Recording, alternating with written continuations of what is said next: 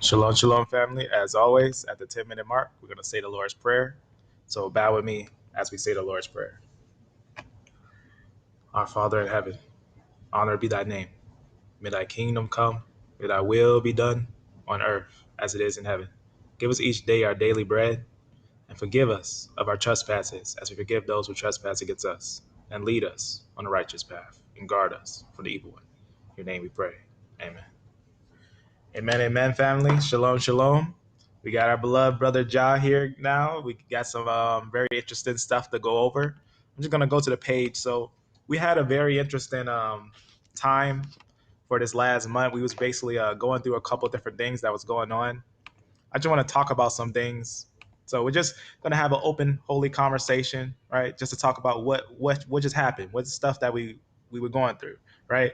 Because we just all of a sudden we start dealing with a lot of genetics and a lot of information in genetics real fast. Why? I want to talk about it for the sake of understanding why we got to there. Because understand, our main purpose is prophecy, but we were getting onto some things that are very important for what's going on nowadays, right? We'll talk about some of these things. So, about this time, around about here, we start getting more on some genetic information. Now, that's when I took the time to just study a little more in genetics, get more focus, and get more recognized with it, everything. You can see on the earlier ones, we were just talking scripture and stuff. And then we start talking about the Scythians, right? We start talking about the Scythians, groups of the Scythians and stuff like that.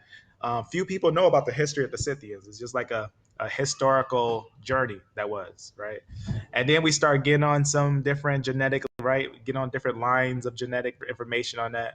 But what I want to do is I want to get back to prophecy. I want to focus a little more on prophecy and start talking a little more on that. And then we'll get back to some of these understandings when the time is right for the sake of understanding. But that's why I have this here, because I just want to go run through some precepts here. I just need to connect my thing here. All right. There we go. There we are. All right. I just want to go to some precepts. And the reason why is just, just to have a holy conversation for the sake of understanding. You ever bookmark some things? This is an app I recommend getting. If you don't have Android, then you can ignore this. But if you have an Android, I definitely recommend getting this Bible app. So if you just type Bible, if you scroll down, you'll see one that's blue right here. This Zion Soft, right? This is a really great Bible app. It's a really great Bible app. I recommend downloading the American King James version. So you can see you can download a couple different versions right here. And what's interesting about it, you can compare versions together, which is really nice when you want to compare things and make sure what you're reading is what you're getting. So I just download the American King James and a couple different versions that are usually people are gonna be working with. I like the American King James version because it's the King James version without the these and the thous. And I think the King James version, out of all my research, I think the King James version is the most accurate translation. Obviously, you get closer when you get to the Hebrew. But when you're thinking English, can't go wrong with the King James. But this one, American King James, gives good clarity. So I always recommend putting bookmarks. So I just want to go through a couple of different bookmarks because I'm going to go to later ones, later bookmarks, right? Maybe some things I forgot, right? There's some scriptures where you just got to put a bookmark on. So I'm just gonna skip right to the middle. Let's go to some random one in the middle. Let's go to this one. So let's look at it. Jeremiah 50 and 20. In those days and in that time, says the Lord, the iniquity of Israel shall be sought for, and there shall be none. And the sins of Judah, and they shall be not found, right? For I will pardon them whom I reserve. Now that's really interesting because when you actually understand what's going on in this scripture, this one right here, this one gets really deep. It talks about a time when the Lord is going to come and destroy. It looks like it's old, but it's actually new. This is actually a future prophecy. It looks like it's old because you see where it says, Israel is scattered. Israel's a scattered sheep. The lion has driven him away. The first king, which, like when we think of um, all the kings of Assyria and stuff. It's just talking about the kings of Assyria right there, where it says the first king of Assyria has devoured them. That's the northern tribes, right?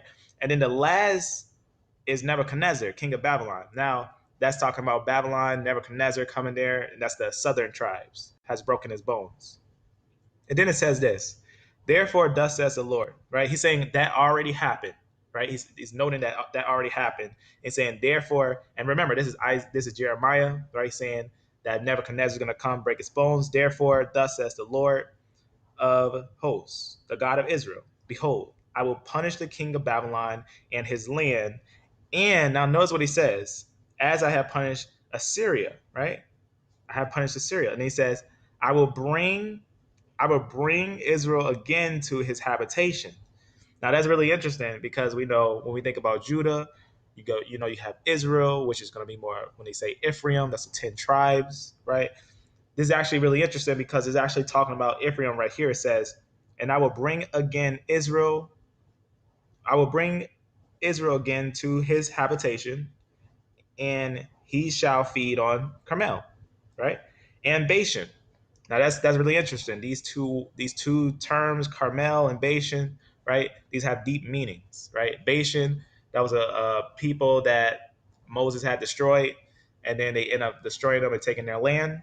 But then you see right here it says, "And his soul shall be satisfied on Mount Ephraim and Gilead." Right? This is really interesting because this is talking about basically in the end when the Lord gathers everyone together, they're all going to be in one place.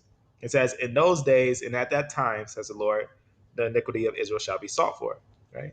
So even just hearing that part, you can just hear how that's just pointing to something that's going to happen in the future. Sometimes it's stuff like that when you find, because if you remember, it talks a lot about Babylon, but if you remember, we still got a Babylon in the future.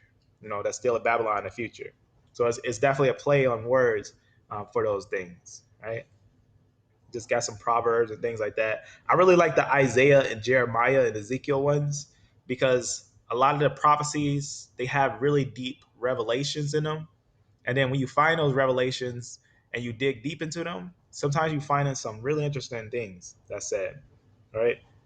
I'm for a child, refuse, I'm gonna go up a little bit. Well, this one's interesting too. This one's interesting too because it talks a lot about, where you can see right here. I'm just going to read this highlight first. It says, for before the child shall know to refuse the evil and choose the good, the land that you abhor shall be forsaken of both their kings. Now, this is talking about before Messiah comes. It's just talking about how the northern tribe will fall and basically Judah will fall before the Messiah comes. That's what it was saying. It's really deep. It's really deep when you look at these things because the prophecy, it fits perfectly with what actually happened in time, right? There's another one where it talks about the time to come. Remember how that one said there will be no sin, right, in the land of Israel? Basically, another one to that right here in Zephaniah. It says, the remnant of Israel shall not do iniquity, nor speak lies, neither shall a deceitful tongue be found in their mouths.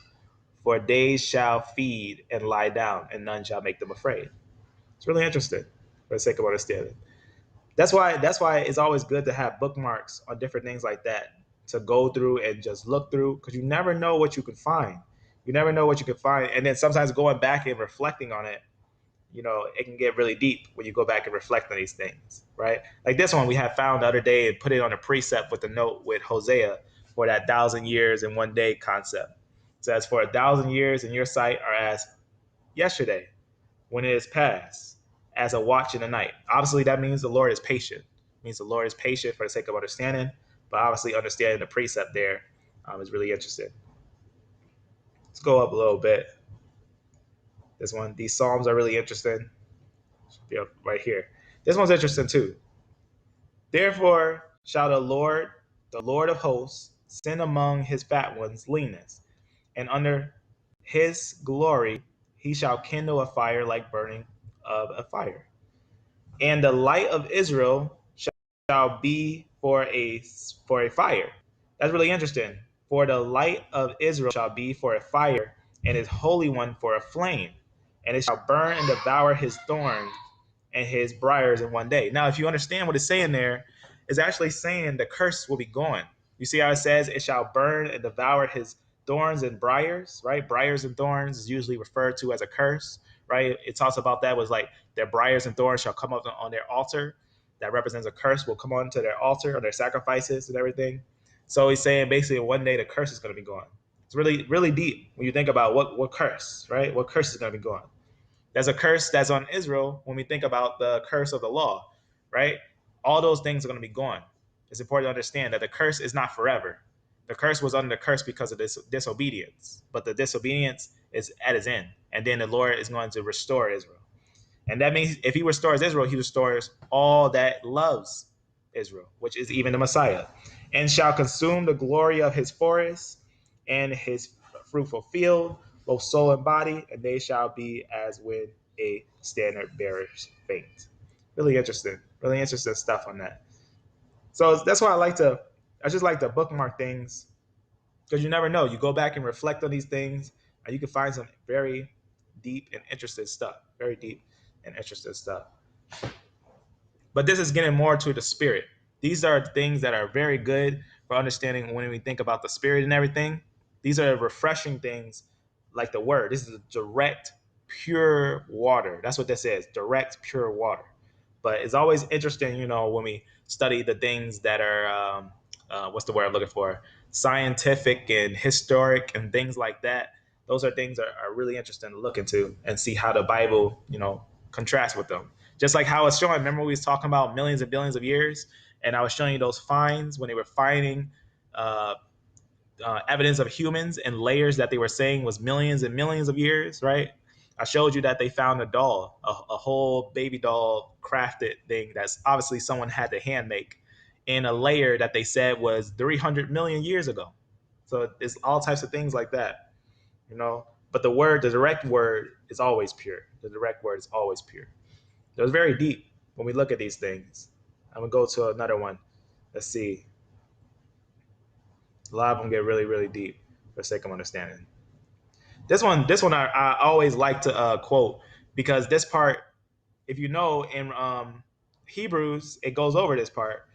It says, it talks about a little bit right here, according to the fears about this, and then right here it says, "And the Redeemer shall come to Zion, and to them that turn from transgression in Zion," right? I mean, in Jacob, says the Lord, right?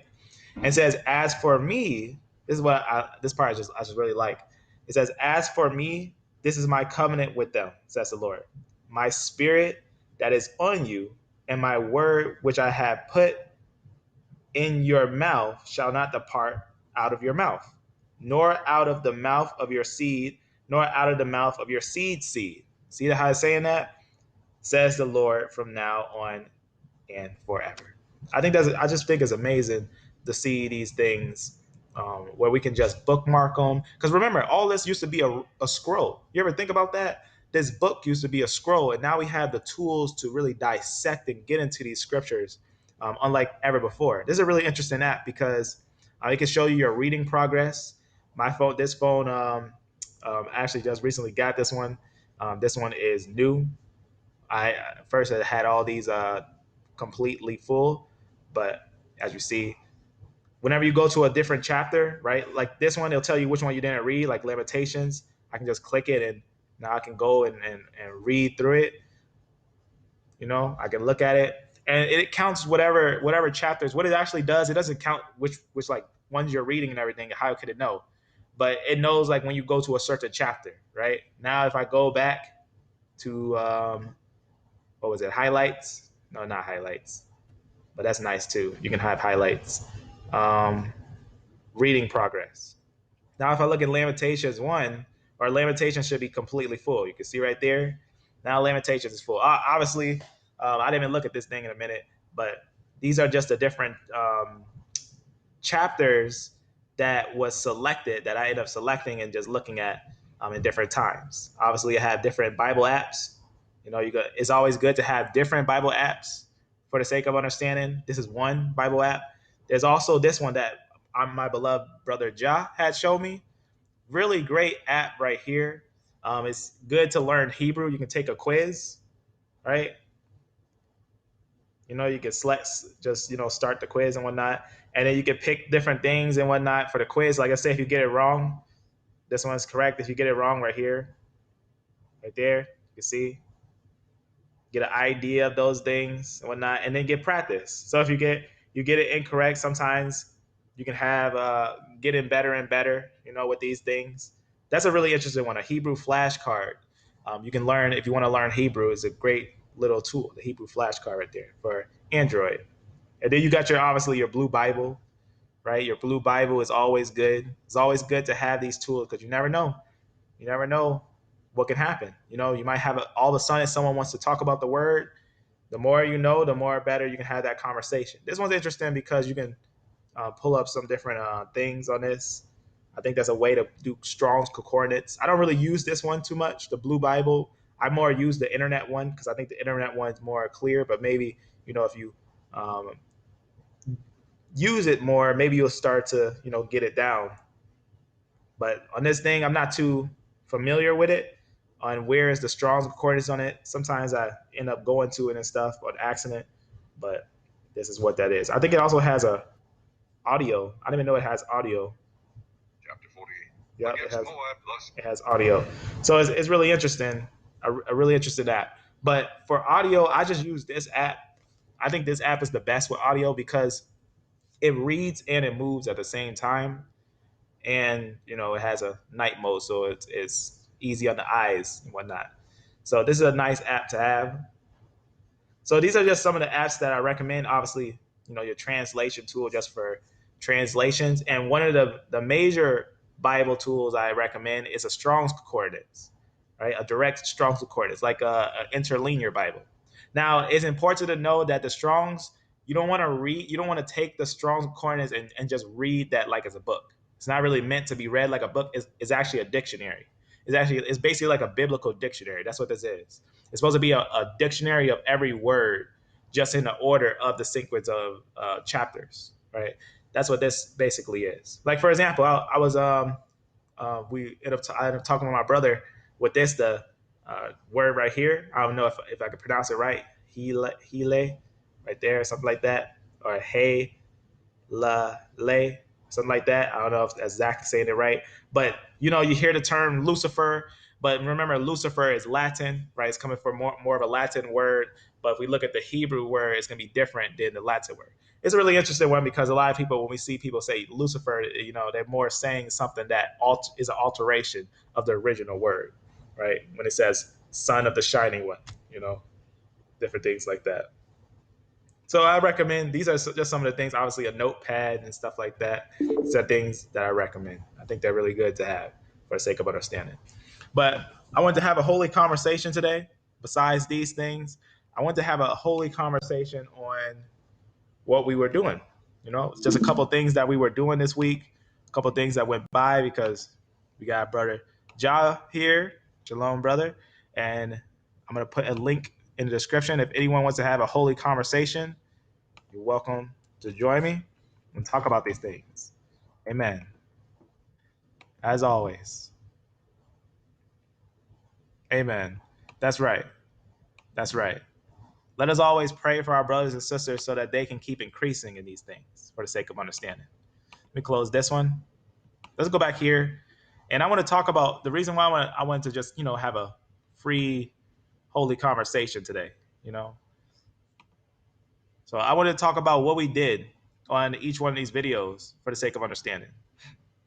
So this one right here, beloved brother, this one, as you can see, is something that was, I guess it got a little more famous with the peoples. This one is interesting because it is actually touching on very deep subjects, especially the chromosomes of the Ashkenazi, because we want to look at it fairly, right? In fact, this whole thing is because of Jah, because of the motivation Jah had gave me. He basically had a question and a statement at the same time where he's saying, why don't you, examine, you know, even the claims that the people, we got historical evidence for the people who are the Jews and whatnot, but why don't you examine the Y chromosome and why don't you examine the genetics and do it fairly so that we can see if it does matches, if it does matches unbiasedly. if we can see if it matches or if there's any evidence for these things. So that's all I wanted to do. I wanted to go about this thing scientifically and medically and as clear cut as possible to go about these things. So it's really interesting that we did that. So we looked at all the major Y chromosomes of the Ashkenazi and everything, and I believe it's truth. They don't want you to know. Once you actually realize that a lot of them are actually related with Turks, it's really interesting to see that. And that's why I showed some of the genetic information from Nathan, Dr. Nathan Nathaniel, and where he was talking about that indeed a lot of the Y chromosomes they had was actually suspect for being Turks and Japhetic, which is really interesting.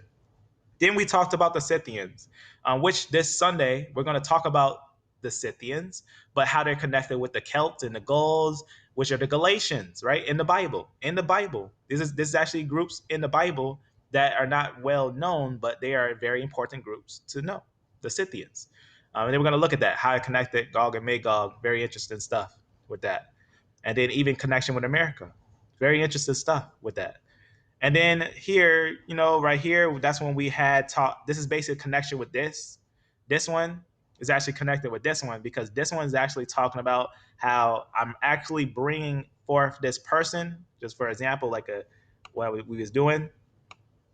Let me see if I have them on here. Let's see. Very interesting person. So I just had a bunch of different geneticists as witnesses to some different things. And this individual right here, this is Dr. Nathan Nathaniel. This is a great person who is studying genetics, right? He needs some discernment with some things, but he does get the nail on the head on some parts. Really interesting to see what he says about some of these things, to see what the results of some things are. So that's what we had looked at. We had looked at that. And then we looked at the evidence of the Northern Tribe, like what happened to the Northern Tribe, right? A lot of people, we automatically think, right, when we think of the Assyrian captivity. In fact, I think I have a note of that. I'll just open up a note. Matter of fact, I'm not going to open it up. I'll open it here. It's right on here. I just want to open up a note right here. Let me go back. At least I thought I put the note on here. Maybe I didn't. I got to put that note on here. I didn't put a note on there. So I'll put that note on there. In fact, I'll go to note here. I'm glad I looked to see if I put that note there. So I have a note. We have a note on the Assyrian just to learn about the Assyrian captivity. What did the Assyrians say? Because there is a monolith that the Assyrians have that they did write what they did to the Israelites when they took them. This is a very historical event. It's recorded in the Bible and in history, in actual history, right? Very interesting to see those things. Let me see if I have it somewhere. In fact, I'll just search for it.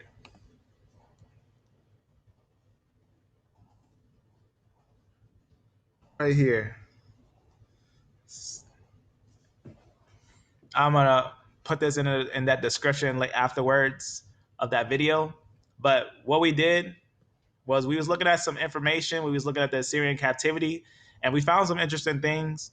The most interesting thing is you see here's a real this has the writings. Now, if you see what this is, and Brother John, correct me if I'm saying this right. I think this is how do you say it, chloroform or something like that. It's a certain style of writing that is seen with the Assyrians and seen sometimes in the north. Right. This is a type of writing that they use. Would that happen? Cuneiform. Cuneiform. Yeah, there it is. Cuneiform. Yes.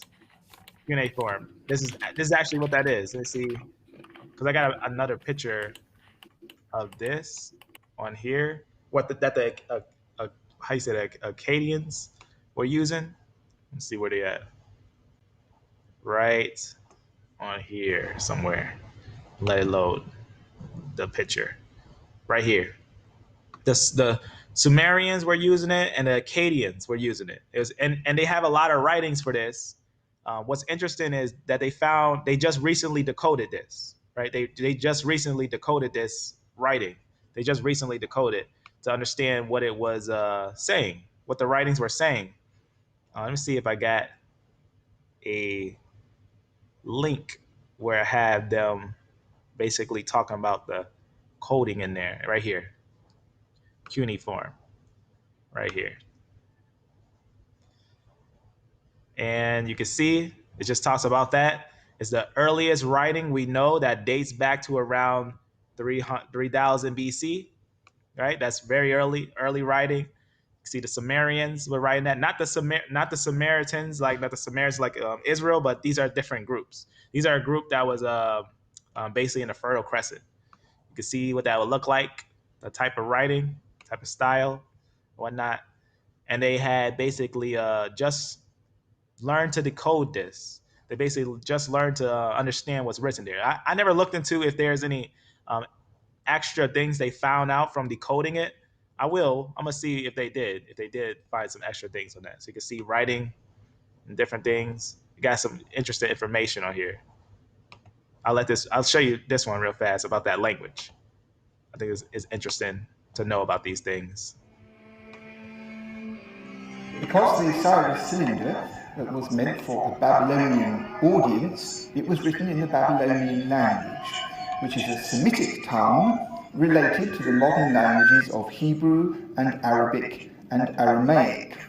The writing system which Cyrus's officials used was the traditional cuneiform script, which had been invented in ancient Iraq well before 3000 BC. It is written by pressing a stylus, something a bit like a chopstick, into the surface of the clay, which is nearly dry, and the signs which convey the sound of the language consist of different arrangements of these strokes. They're written one by one, and the reader has to join them up, and the sound emerges from the clay.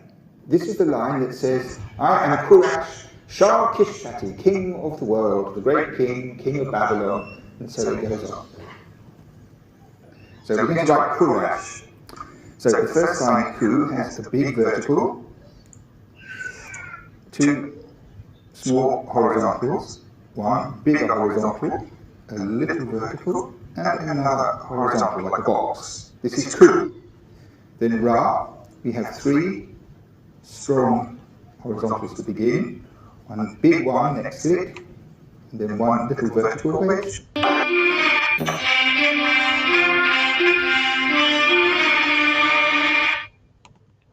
So I think it's interesting. I got mute. I think it's interesting to see that. Yep, there it is. Chloroform. Exactly. I think it's interesting to see these things because these are the type of things. At first, if we don't know about them, we may not know what's actually going on in the complexity of things. But upon learning this, there's different. What's the word I'm looking for? Linguistics. There's a different linguistics, right? You got your style with the Hebrew, which is going to be more your how the Egyptians were writing, which is more pictographic, right? The Canaanites and the Egyptians, they had their own style, and then there was a different style, which is this cuneiform that was actually going on upper north. And we actually see evidence of this when we actually look and see, like I was showing you, some of the Indians actually had this. So we know that people on this one side of the world even reached to another side of the world, which I thought was really interesting. But that's why we had looked at the Assyrian information. And what we learned is that the Assyrians had a knack of taking, when they would besiege cities, they would actually do a thing called, I forgot what you call it, but they like to mingle people up. They like to move people in different locations. So instead of moving Israel north, because Assyria does, when we think about Assyria, let me actually go back with that. Let me actually put it on a map, right? Let's put Assyria on the map right here. Right, when we think about Assyria, is K1. I'll go to this one. It's a little better. All right, so this is Assyrian Empire. So we see right here, that's going to be your mountains right there. That's going to be the Caucasian Mountains. You have your little fertile crescent around here. So you get a little closer right here. So you got your Babylon, right, Media right here. And then this was taken over, right? The Assyrian would have this area. And when the Assyrian came here, as you can see, Syrian. When they came here, I want to see if they had Judah. There's Judah. I don't know if they had the 10 tribes. Obviously, the 10 tribes not even put on this map because, well, there's Samaria, but what happened. They came there and they took them. So people think, they think they took them and brought them up here. They thought the Assyrians actually had them with them and maybe moved them up here or pushed them out this way. But actually, we found out that based on Flavius Josephus and many other historians, right? Flavius Josephus, a first century historian, which actually seen the temple fail. This 120, this video right here, which I'm glad that we took and made as a separate one because fairly a little bit people seen that, is actually great evidence that Flavius Josephus actually says that the 10 tribes are not in Europe and Asia. He word for word says they're not in Europe and Asia. He says that they actually went south on the other side and they actually are dwelling in Africa. So we found out that the 10 tribes were actually in Africa, which is really, really interesting when we look at that and we look at some of the historic evidence and different evidences to see those peoples, which we actually found out what they're genetic. Because at first, I heard the saying that they are E1B1A. I didn't know. I wasn't 100% sure at that time. I wanted to prove it. I wanted to see if we can make those steps to see if we can find the evidence for it. And that's why when we're going to actually look at that, that's why this video is one of this is one of the videos that I'm very glad that we actually did.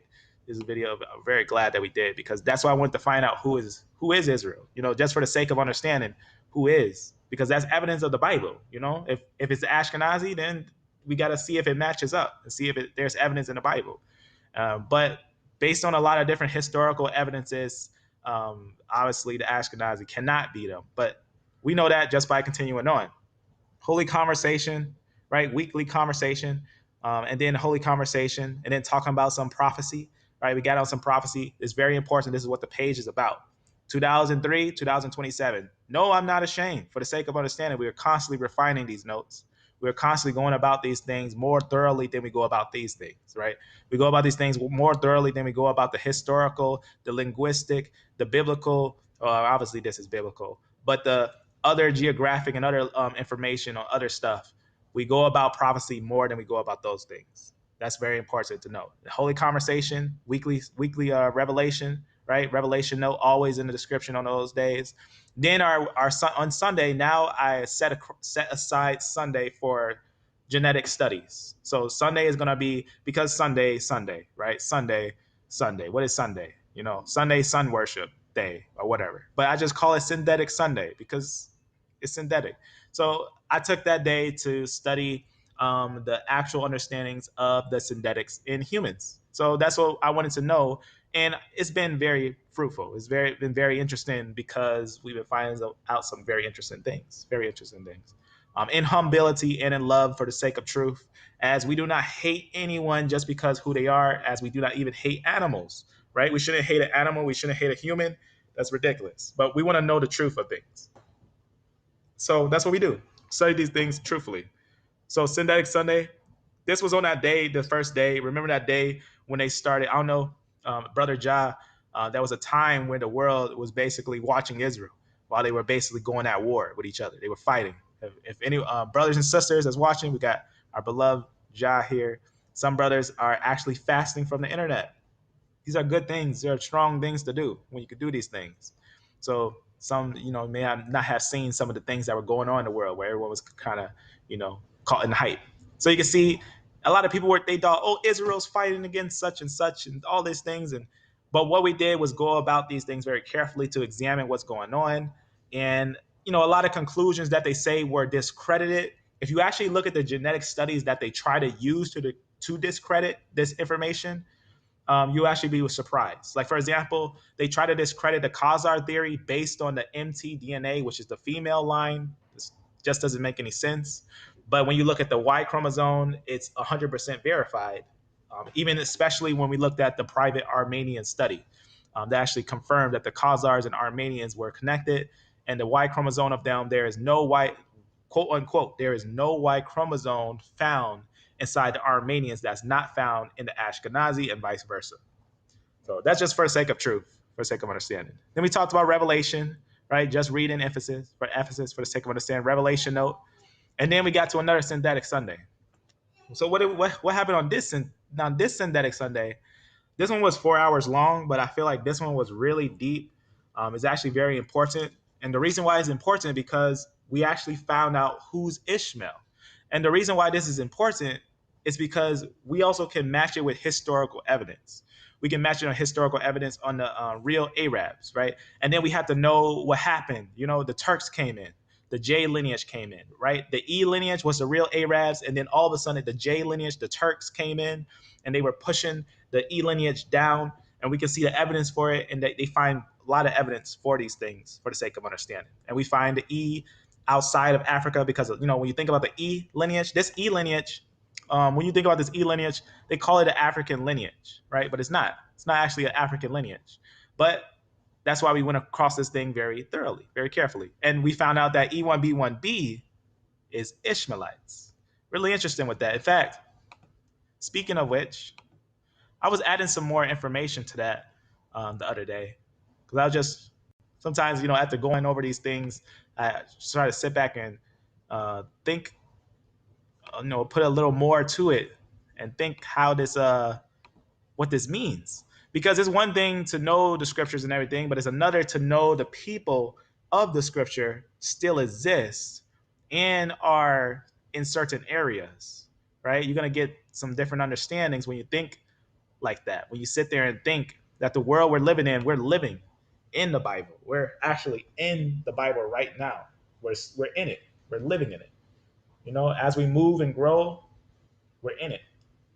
I'm just opening up my so I can see you guys. We're living it. Turn this down a little bit. As we move and grow. Okay. I'm gonna go down to something. I want to show you something.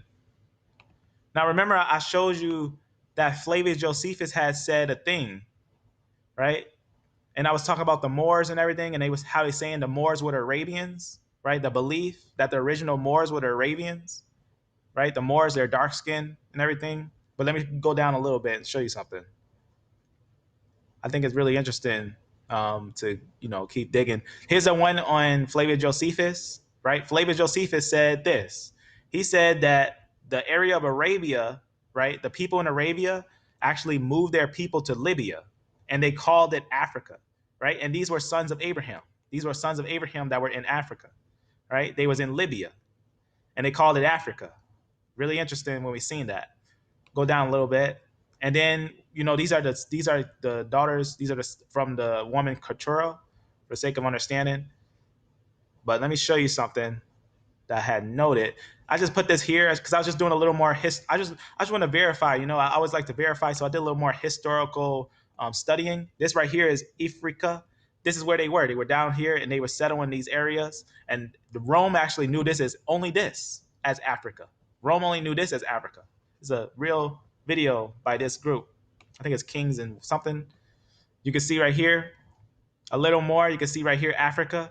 So another video, another witness on that from this one. I think it's Epimetheus, something like that. And this is just talking about that area of Africa. I just thought it was interesting because the whole continent wasn't called Africa. And guess who was in Africa? This area of Africa. Only who Flavius Josephus says was there, right? And remember, this was the 1st century when he was saying this, when he was saying who was in Africa, right? And we got other books that say that the Moors were actually the Africans, like this one, right? We just talk about this, where one of the kings of Arabia had moved the people into Libya, and then he called it Africa right there. You can see that right there. And then Flavius Josephus talks about the same thing, which, is somewhere down here, I think. Somewhere down here, I don't know. Right. Actually, let's go to this one right here. Flavius Josephus right here, where he talks about the sons of Abraham, and the one from Keturah, right? Because Abraham had Sarah, his wife. Then he had also a thing with when he brought forth Ishmael, right, with Hagar. And then after Sarah had slept, then the time came he had got another one who he actually calls a concubine. And that's Keturah, for the sake of understanding. And then he had some other sons. These ones actually merged. Most likely, these was E1B1B, for the sake of understanding. But they also merged with Ishmael. I actually noted something when I was doing some more historical research and everything. I noticed that these individuals actually mixed. Right? I think this is just another one on that book. Let me just double check. I don't know why I put this right here, but don't have the link. Maybe I forgot to put the link of this book. I'll grab that another time, unless it's under here. Let me see. Yeah, it's under here. I don't know why I put it right there, to be honest with you. I usually don't like to have the name of the book away from the title, because I like to have it clear. Have the title, the link, the source at the top, and then have your things there. So I just have it like that, so it's clear. Then have the source right underneath. But it was really interesting, to examine these things and see what it said about Africa and who was in Africa. These are sons of Abraham. These are sons of Abraham in Africa. These are sons of Abraham that are in Africa. Really interesting when you look at it. Because I think the world's concept today of Africa is crazy. In fact, look at this. I want to show you an interesting Strongs I found that is really interesting. Right, you can see right here. Abraham sent his the children of the concubine, which is the Keturah, right? Keturah right here, sent her away from Isaac while he yet lived. And then notice this, right? It says, "For thus says the Lord," right? I mean, "For thus has the Lord sent me." For the sake of understanding, within a year, according to the year of a hireling, and all the glory of Kedar shall fall. Now, I want to show you what Kedar means in Strong's Concordance. I think it's really interesting. Remember, this is a child from Abraham, right? This is Kedar, for the sake of understanding, and it's talking about those from Abraham. I'm going to show you something that is actually going to be shown here. So, many cut off, and notice what this Kedar actually means. Kedar, Strong's Concordance H6920 38. Strong's H6938. Kedar, perhaps swarthy, son of Ishmael. You see what it just said there? Now think about that. A son of Ishmael is called swarthy. Now, what does swarthy actually mean? Dusty, dusky. Swarthy actually means black. That's what swarthy actually means. Swarthy basically just means black. It says of skin, for the sake of understanding. You see that in different scriptures where it talks about, the tints of Kedar, right? When it's using them as the color for the sake of understanding. Swarthy. Very interesting. Go down a little bit. And then it just talks about right here, and the residue of the number of the archers and everything. The mighty man of the children of Kedar shall be diminished. You see what it's saying there? The sons of Ishmael will be diminished, for the Lord God of Israel has spoken. Right? And the reason why I wanted to show you this, because I also learned that it's possible that Dan could have merged with Ishmael. Because I was looking on the scripture, Isaiah 21:11-17. It says Ishmaelites merged with other. Because this is actually where you want to read right here, but this is a summary of it for the sake of understanding. It says Ishmaelites merged with others of Abraham as sons of Keturah, and Dan, yes, the tribe of Dan, it seems. Now, the reason why I put right there, Dan, it seems Dan had mixed with a lot of people. The reason why is because this name right here is extremely close to the Danites. This word right here is extremely close to Danites. In fact, it says the origin is plural. Dan, D-D-A-N. You see what it's saying there? This is really interesting because it sounds like, because it's the Dan, right? The Dan, but the Dan and the Danites sounds like Dan, plural of Dan, which is really interesting and sounds like, in fact, I found a scripture where we see kind of a close thing with Dan and Dan right here in Ezekiel 27:19-21. It says Dan also and Javan, because it's talking about how they came to Tyre, how they were all coming together. It says Dan also and Javan, going to and fro, occupied in your fairs. Right? Bright iron and all these things and whatnot. It says the Dan was your merchant and precious clothes for chariots. You see what's going on? And then it talks about Arabia and all her princes of Kedar. They occupied with you in lambs and all these things. See how it's Dan, Dedan, Arabia, Kedar. You see what's going on there? And then if you look on it on a map, it's really close to Israel. I don't know if I have one on here, a map of the Dan. I probably should have put one on here. Maybe I should have.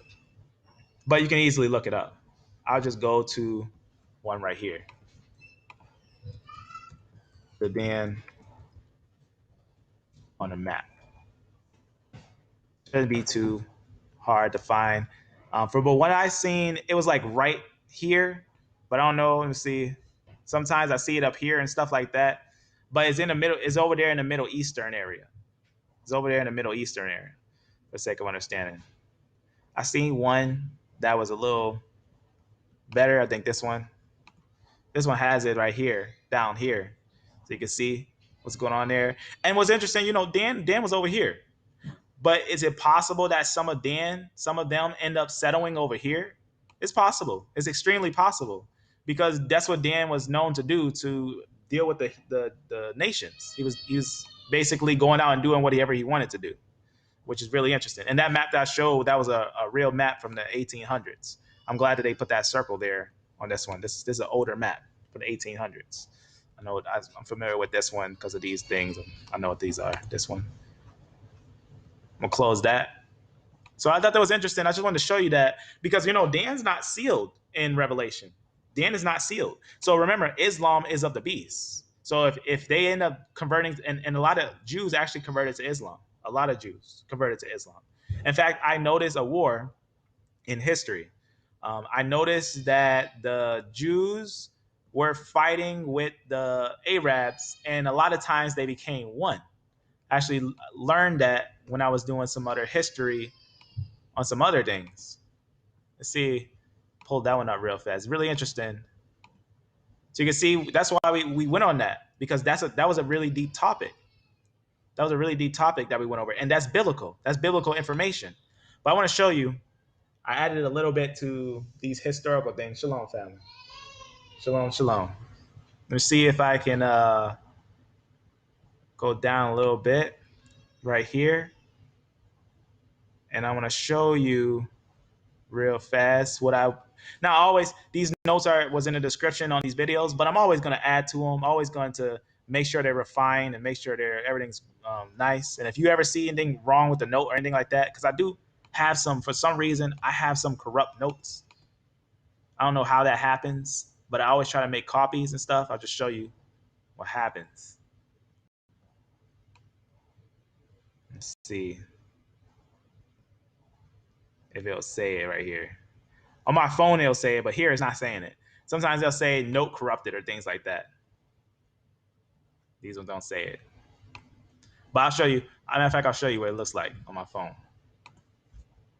I'll show you what it looks like.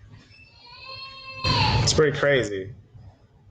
It was kind of, I was kind of panicking about it because, we already got it downloaded and everything, but this is some deep information. What you're seeing on these notes is some deep information. All that. Now, obviously, you can find it. I'm sure a lot of people found this stuff, but the thing about it is that the information that we're actually seeing is all in one place. That's what makes it very important when you get to see all the information all at one place at one time, so you can see these things, and you yourself can take them and see these things as well. Let me see right here. I'm gonna show you what happened, and the reason why I want to show you this is because this stuff is scary when stuff like this happens. Right? I just want to show you what it looks like when it gets all messed up. Let's see if I can find one. Actually, let's see. Right here, you see how it says note conflict right there? And if I open it, it says note conflict.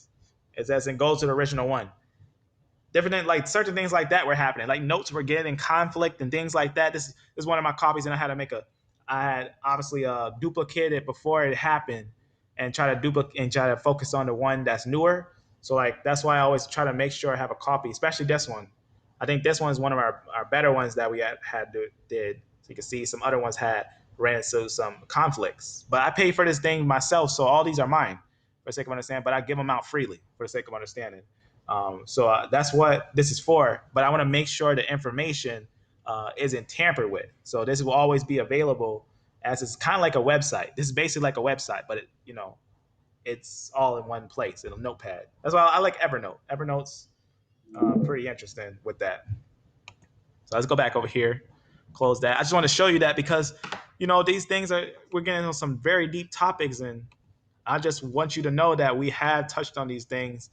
I don't want these things to end up going, over anyone's head, or I'm not trying to make it seem like something that is not. I want to make sure you see that what I'm showing you is real history, real genetics, real information, real. Because when I was younger, I used to like watching Natural Geographic. Oh, no, was it Natural Geographic? No, the Discovery Channel. Before Discovery Channel became a reality TV show, right? I don't even watch TV anymore, so I don't know if they still do the same thing. But Discovery Channel used to have I should love just getting direct information, even when I was younger, like actual direct facts. That's what I used to love. I didn't care about all the cartoons and stuff. I wanted direct information. So right here, I end up doing some studying on the Mali Kingdom and a couple different kingdoms and stuff, and I came to some interesting understandings, and I learned. After I learned this, I just seen this video. It was just a random video. I didn't know I was gonna find anything on it, but it's a video about how the Ottomans never colonized America because they was actually moving. A lot of them were moving around. They had a lot of boats. They could have easily colonized America, but that's not what happened. But I found out some interesting stuff. For example, I noted at the 2-minute mark why America isn't Islamic and the truth of the beginning of many hidden truths. At these 2 timestamps right here, for the sake of understanding this video, I learned that there was a big difference between the E1B1A and the E1B1B. These were basically 2 different kingdoms. The land of Africa. At the top was E1B1B, and these were Ishmaelites, and they all settled up here. All of the Ishmaelites, E1B1B, settled up here, and E1B1A settled down here. And then as an expansion, there's the Bantu expansion, and I had to buy the other day I was buying some information right here, this little thing. If you see that you actually got to buy this thing. In fact, it's easier to see on my. Let me close this. It's easier to scroll through my phone. But I want to show you some information I had to basically buy. But I found out some really interesting stuff. I found some really interesting stuff that I didn't talk about the other day. Because as always increasing in these things. So maybe one day we'll do another live like this, one that we did that other day. Let's see, where is it? Right here. Okay, let me show on this one because it's a little easier to scroll with this. Because I actually make this note. I actually make all these notes on my phone, and I just make them easier to scroll with my phone on them. But I found something. I did find something. I'm gonna show you right here. This is something I had to buy. Right here, you can see deep dive. Right here. I don't know if it'll show anything or whatnot. Right here, had to cancel this thing and whatnot. But let me show you something. I had to get this information real fast because I thought it was really interesting. I learned that there's high evidence that the E. Clyde was not in Africa. And they know it. They know that the E. Clyde was actually migrating and moving. This is actually arrows of their migration of moving around. They call it the Bantu expansion or the people's expansion. The word Bantu in Zulu language means people. And that's why they named them Bantu. They named them Bantu because they were people. They were a different, they know who they were. They knew who they were, just for the sake of understanding. But they just called them people. But they were the people, And I was just noticing some things and whatnot. Like, for example, where it says right here, scholars, however, have argued against the historical validity of the so-called forests and different subgroups and whatnot. It's basically saying they know that they aren't the same people as the Hamites, for the sake of understanding. I don't know if you can see that. Let me see. Pop out. I don't know what that means. Okay, maybe that's a little clearer. So like right there where it says, obviously that's just talking about Hamites and whatnot and all those things. But I would just notice some different things. Like, for example, the traditions show that it's clear that they were actually doing practices that the Hebrews were using. They say right here they took in wives from local groups, but not husbands. And that's what Israel was doing. Israel was taking in all the females of different groups, but not the husbands of different groups. But Israel would be as they were. And then it just talks about how they had all types. And if you think about it, that's all types of females of different lineages. And remember, Messiah being from the his Y chromosome being from God, being God, and his mtDNA being from the mother, he would have all types of women, right? That means all nations are included. Many nations are included because we have him enter into the female DNA, which is, if you think about the female DNA, that's all the blood of everyone, pretty much, for the sake of understanding. Almost, in fact, almost all of the nations end up becoming one with Israel in the female line, for the sake of understanding. We actually seen that in a lot of the evidences of the Y chromosome, which they talk about it here and everything. That's why these things are really interesting when you look into. And go down a little bit right here. It just talks about the female line and everything and whatnot.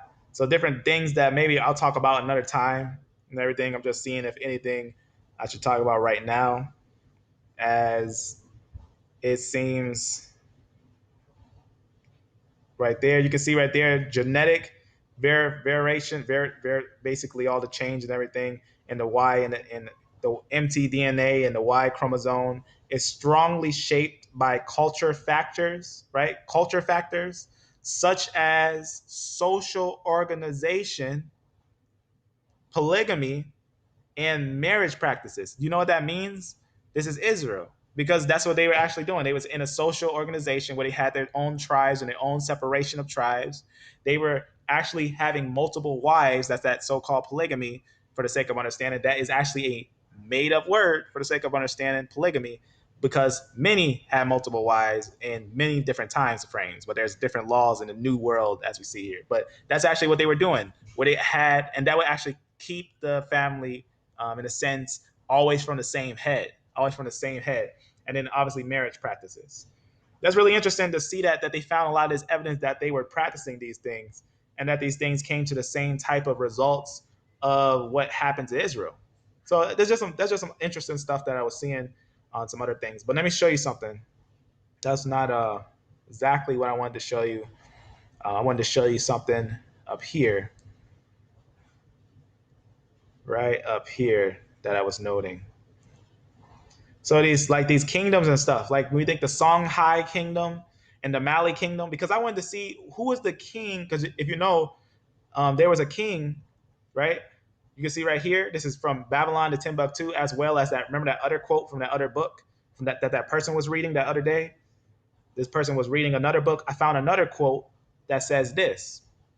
Remember how I told you that was a Jewish king in Ghana? He even writes about the Jewish king in Ghana. He says right here, Professor Alan H. Godby says that the reign of the last Jewish king of Ghana was terminated in 1492. So I end up seeing what king ended in 1492, and it was this king that the Ishmaelites hated. They actually call him an enemy. They call him an enemy to themselves. I end up doing a lot of history and find out that this certain king was most likely a Jew, because he actually was against people who they call Berbers. And the word Berber just means basically a barbarian. That's basically what Berber means. Basically means a barbarian, but it means a certain barbarian, not just the type of barbarians that were in the north, but a barbarian in the south, which is actually a barbarian of the Moors, a Moorish barbarian. Very interesting when you see it, that these are actually going to be the same family lines. The E1B1B are two different groups. So that's what I was noticing. I was noticing that the E1B1B was a different group and the E1B1A was a different group as well. It's really interesting to see these things, because when I had took a look and found these things, I thought to myself that, how can something so big is big? I'm talking large scale. This is a large scale thing that's happening in these areas. When we think about, and I mean, it's easy to consider when we understand who the Ottomans are. The Ottomans are the Turks, right? You can see here's the two groups. This one will be your E1B1A. These are going to be the Israelites. And then you're going to have the E1B1B. Now, obviously, for the sake of understanding, they didn't start down here. Remember, the 10 tribes got down here that we know for a fact, because we were looking at that thing from Flavius Josephus, right? And that's on that video that we have, right previously under here, right there. This video right here is like a 20-minute video, but we talk about what Flavius Josephus writes about the 10 tribes. And he said the 10 tribes are not in Asia and Europe, but in Africa. And he said they're innumerable numbers. And if you look at this, Africa's huge. And for that one group, right? For one group, beloved family, for one group to be that large in one little area like that, it's pretty crazy. Let me see. Let me get back to this thing. All right. You popped out. It says, okay, we'll put it back like that.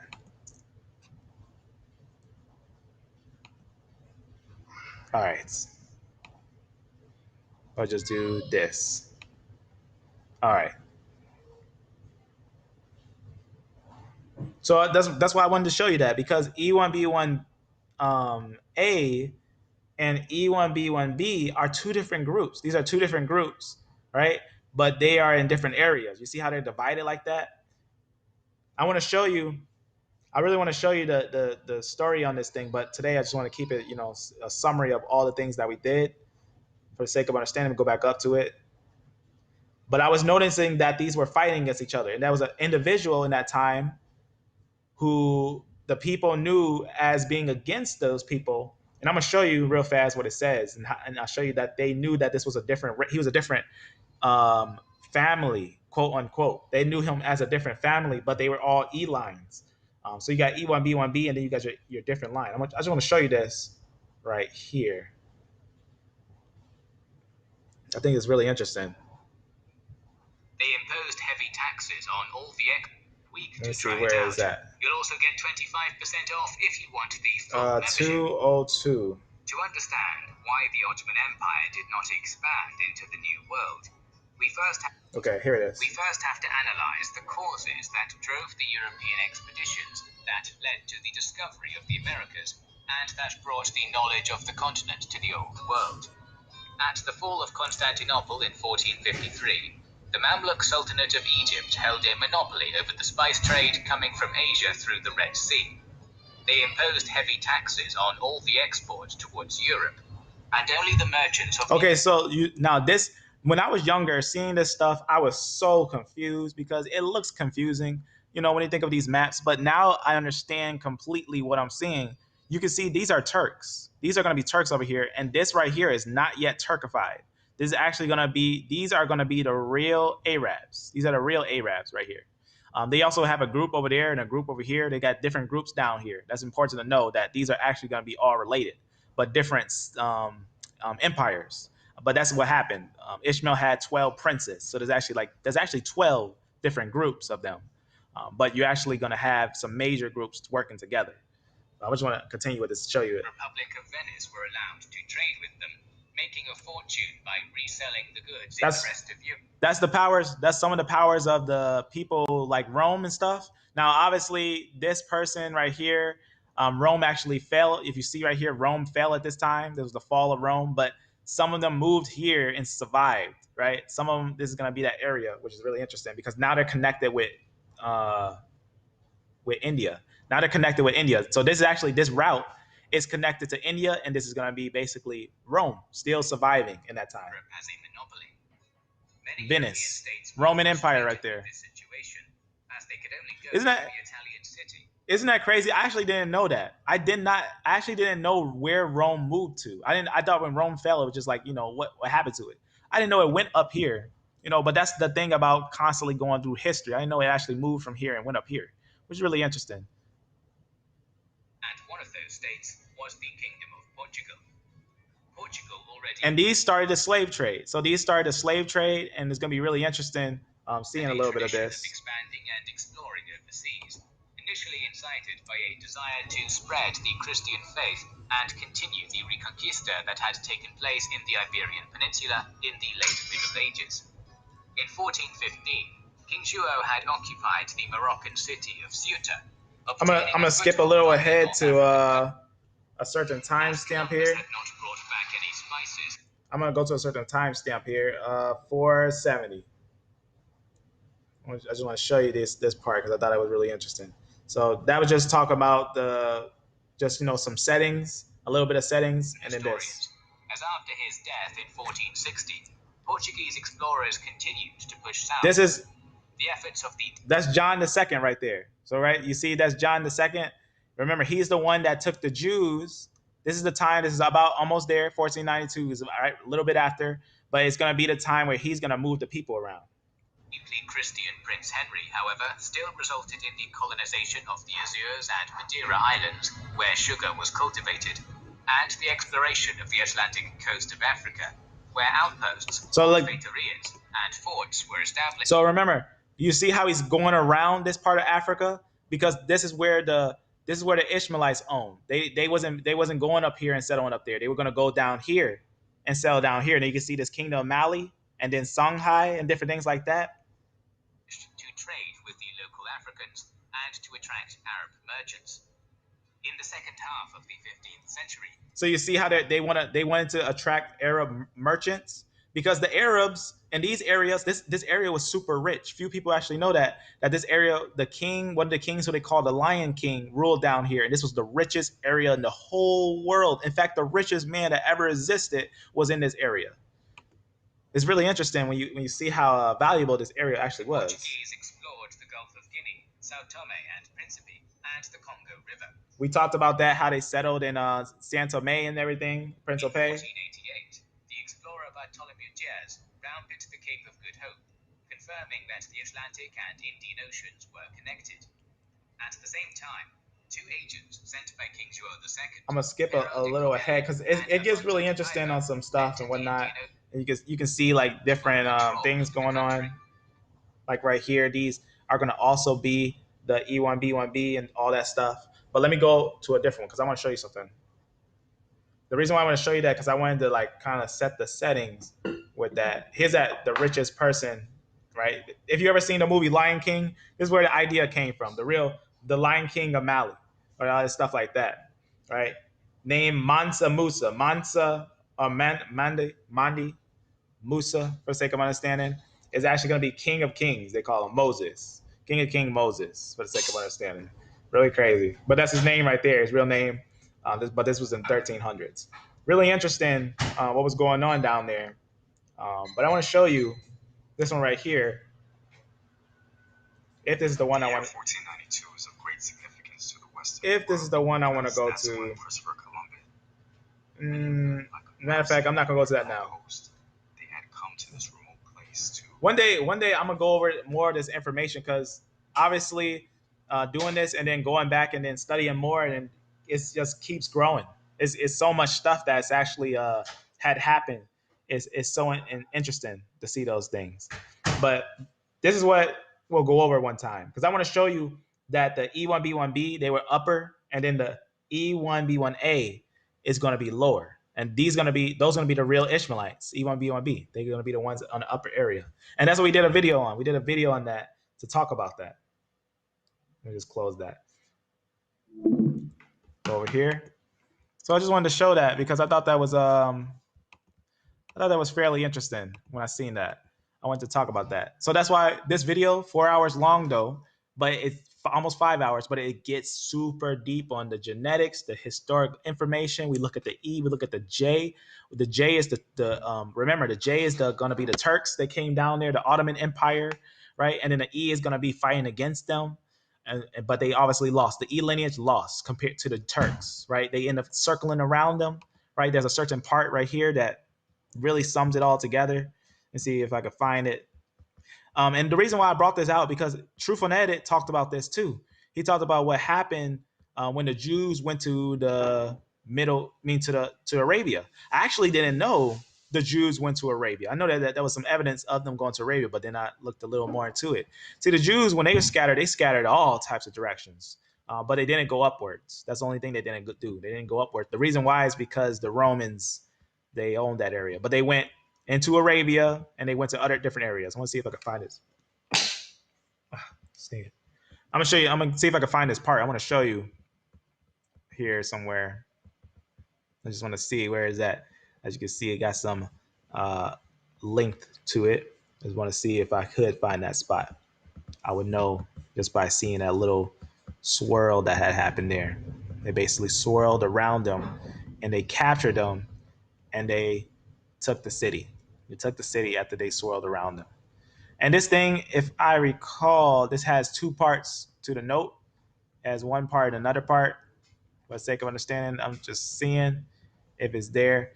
I think, if you see it, you'll see it. It's a part where basically if you see Saudi Arabia, right, you'll see basically the Ottomans swarm around them in a circle, and then they capture the city and the city becomes completely Ottoman. It's really interesting. It's a really interesting part. But I don't know if I say it in the timestamp or anything like that. I'm not sure. Nope. I didn't save it. Oh, wait. That looks familiar. It looked familiar, but maybe it didn't. Just seeing. No, that's early on. Early in that, that's going to talk about. Oh, here it is. Right there. Somewhere right around here. Right? Because this is where they were settling at right here. Right? That's where you'll see that they was going to be. They end up taking it. Right? This is later on after they had took it and everything. Right? You can see the Ottomans took this area. These are Turks. The Ottomans are the Turks. That's important to know. The Ottomans are Turks. That's without a doubt.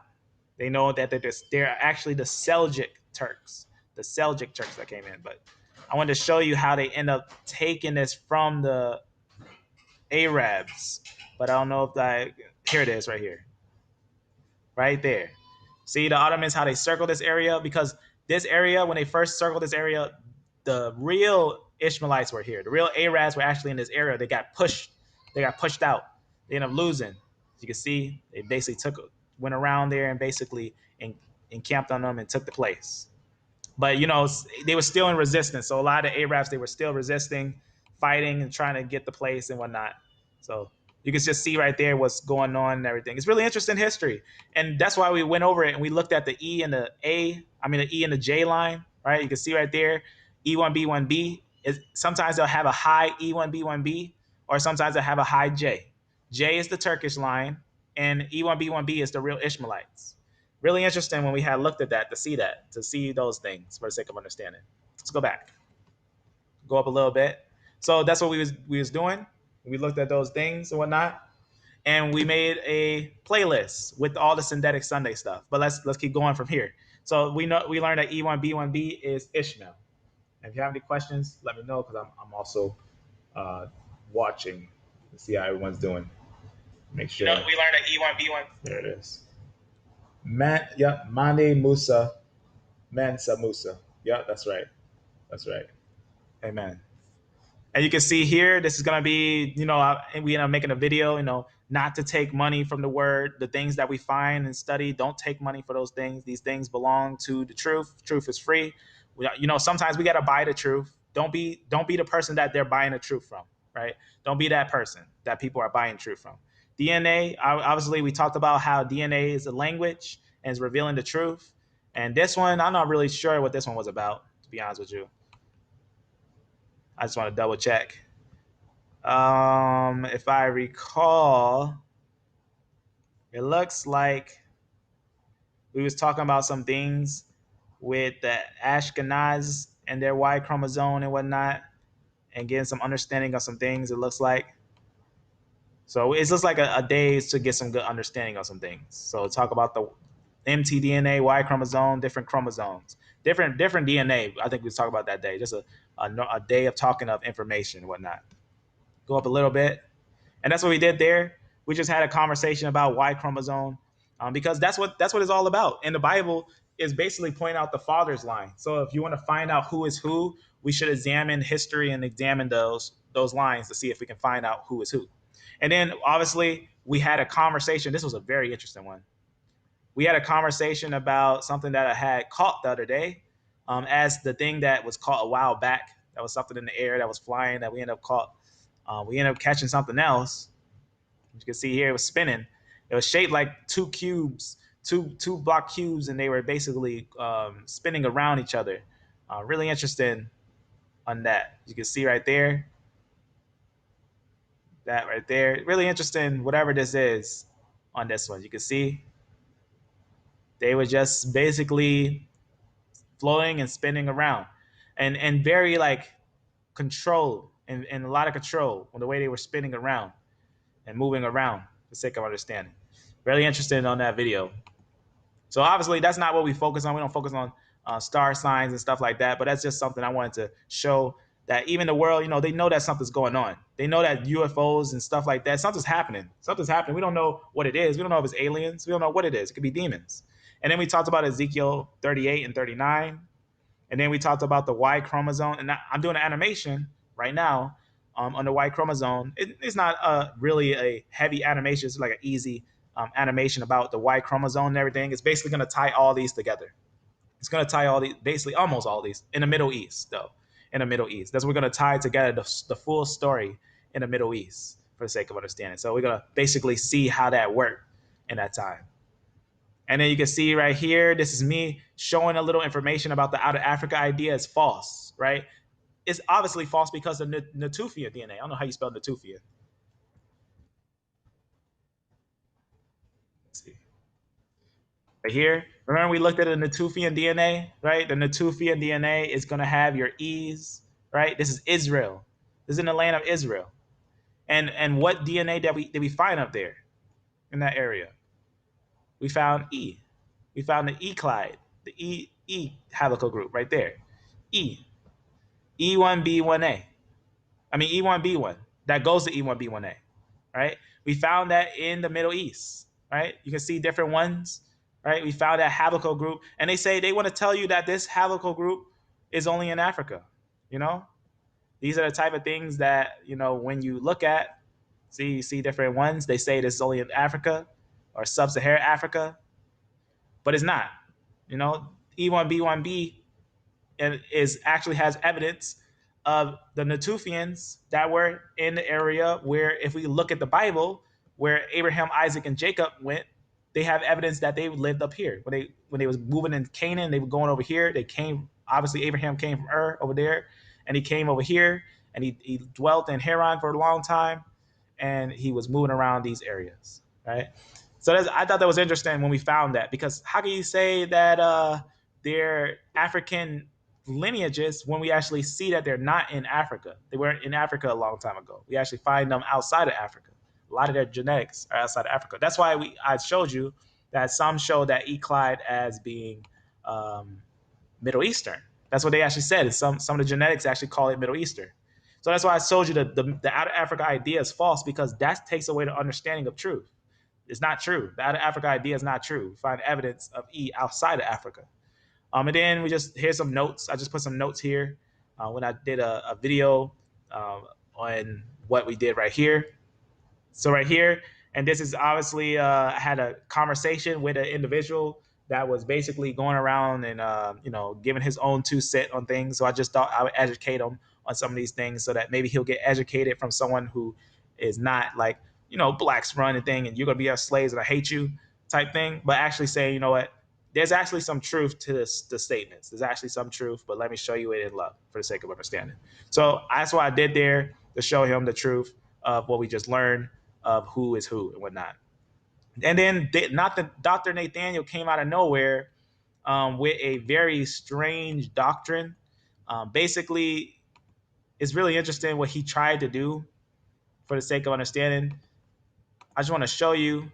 So he obviously was trying to figure out who was Israel, and he couldn't find out and whatnot.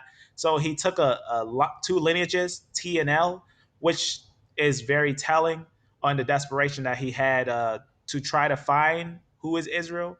And he basically did a thing. And he tried to did all these groups Hamites. He tried to make all these groups Japhanites and all these groups Shemites. And the problem with that is that we know that R is not Shem. We know that because R actually is a lineage that is, classic European. We also actually have historic evidence that is actually the Y chromosome of the Scythians, right? And that's obviously to be understood in context. There's different R's and different branches, different sub-branches. They had a certain sub-branch, the Scythians, right? There'll be more R1b, and then a different sub-branch of R1b, because there's R2, there's R1a, there's different lineages, that's different lineages of it. And R1b, these are different branches, right? There's different branches of them. But the Scythians, they do have R1 be in them. And the Scythians are actually, as Flavius Josephus said, the same ones that are the Galatians and the Gauls and the Celts and stuff like that. They're actually going to be Japhetic. So he put this as Japhetic. But remember how we had talked about that? There's an actual understanding where the split is for the because there are 3 haplogroups groups. There are 3 haplogroups groups, but the split isn't here. The split actually is in between DE, because CT splits into DE and CF, but it doesn't split into A and B.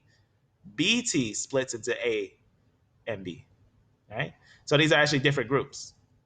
Go up, and obviously we know they're not from Africa. I just wanted to show you that because he just confirmed that J, which we were talking about that J lineage, J1 and J2.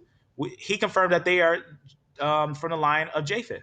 That alone shows you that we was actually onto something. We were finding out that the J lineage actually doesn't point to Shem. It actually points to a line of Japheth, and that's what it does. It points to a line of Japheth, and that's just honest truth. That's all it is. You got to be honest, and that's what happens. A lot of people, they feel uncomfortable when we find truth and say, I don't know. I'm used to what the world's saying. But if we find something that's true and others are agreeing, then we probably should examine that to see if maybe it's true. So we did find out that the J lineage is indeed Japhetic. So he ended up saying it too, which is really interesting. I don't know if I could find that part on this, but I ended up seeing this when I was talking to someone. He gave me a link to it. And then I seen this. But this is something that's not on YouTube. At least I didn't find it on YouTube. It's only on this little thing. Together, to make it easier to view them in one slide, I'm going to zoom in. I want to see if I can find it. Gets out to about 4, but just the whole Earth. I just wanted to find that part. And I want you to see that this tree does have 3 fundamental divisions.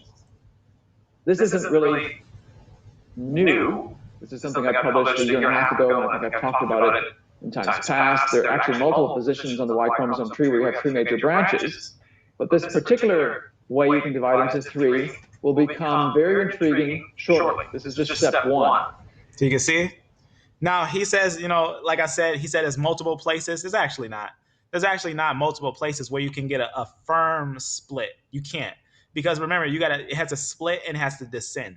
Everything has to descend, but here, this split doesn't descend. We know that because we can look at the L, for example. I actually have something I'm working on that I'm going to talk about. Maybe y'all will in next Sunday. Next Sunday, I'm still finishing on it for the sake of understanding, but I'll show a little bit of it early. I want to show you something. I want to show you something really interesting that I was noting. I want to show you something. All right. Go down here.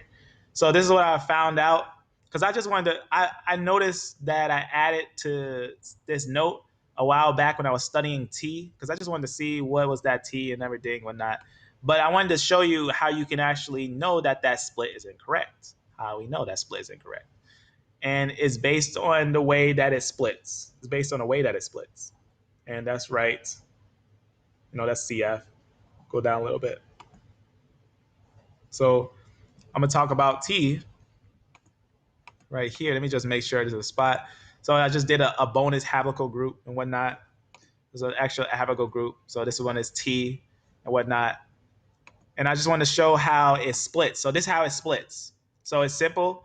It splits from, I'll show you right here. In fact, I'm going to close this. So we know that's obviously not right, but I'm going to show you something. If I have it on here.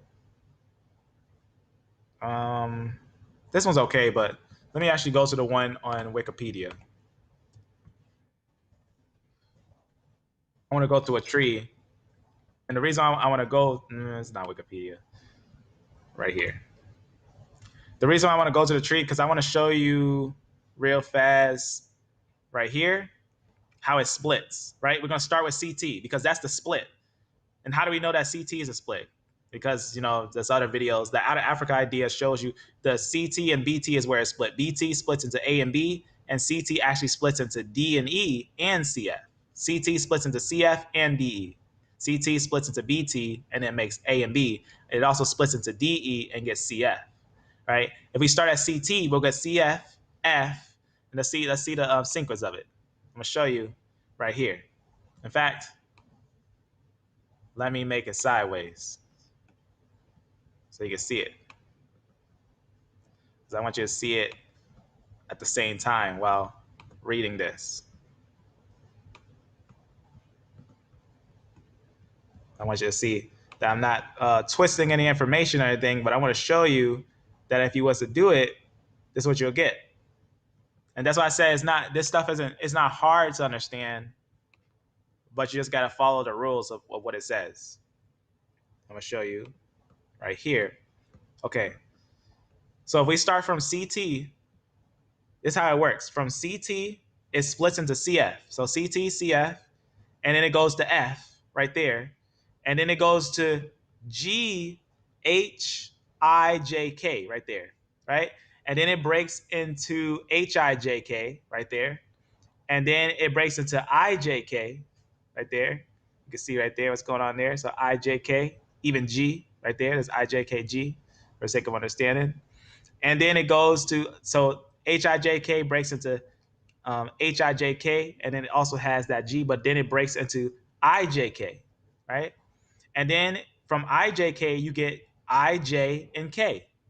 I probably should have left that little thing open so you could see why this is important to know.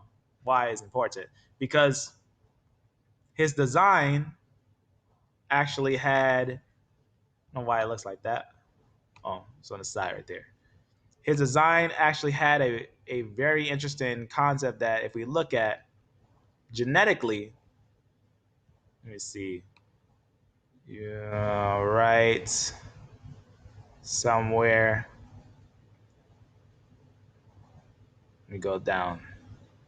Down, right here.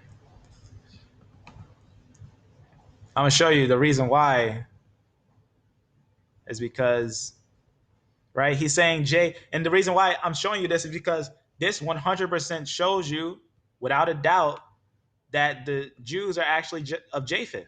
The Jews are of the line of Japheth, for the sake of understanding. Because he said that this, in the middle, he said that these are Jews. He said these aren't Jews. He said these are Jews. That's what Dr. Nathaniel said. He said that these are Jews. But the problem with that is all these are on the same branch. All these are on the same family branch. And I'm going to show you. J-I-T-L. These are on the same branch.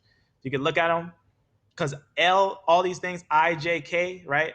J, I, you see what's going on there? J and I, and then K right there. J, I, J, K. See what's going on there? Let's go over here. So I, J, K breaks into LT. So you can see LT down here because LT comes from IJ. IJ breaks into LT. They descend downwards. You see how it's working? These are all connected, all to one branch. But if you was to go from here, these aren't connected. These aren't connected to this, and these aren't connected to this. That's important to understand that there is three branches if we break off at the right spot. But if we break off at the wrong spot, then you're subject to the fact that you can't ascend from a descension. For the sake, how you basically the way that to clarify that basically means if you start from G-H-I-J-K, which when it makes sense to even start there for the sake of understanding, you can't get any of these lineages because that's basically ascending. And we know that that's not how information works. You can't gain information. You only lose it. So you got to get the concept of losing information from each line. You have to lose information from 3 lines. And the only way you lose information is from BT and CT. The split from here to here, which is this is one line and this is one line. The DE is one line and the CF is one line. And then you have your BT, which is A and B. So there's going to be different lines that you get from this line. Well, really interesting because when we look at that, he made J Japhatic. That's what he did. He made J actually Japhatic and made these so-called Jews. But as you see right there, to get T, you're from LT, right? From LT, right? So from GHIJK, IJK, from all these and whatnot, IJ gets LT, then T, which is really interesting because from T, you actually realize that you're actually going to go from all of these up to the split right there. So the split leads down to this. And that's the reason why I want to show you that, because we were talking about that. I was showing how the J lineage is actually not Jews. They're not Jews at all. So I just wanted to show you that he even agrees to it. And basically, if these aren't Jews, then these aren't Jews, because these are actually going to be of the same branch.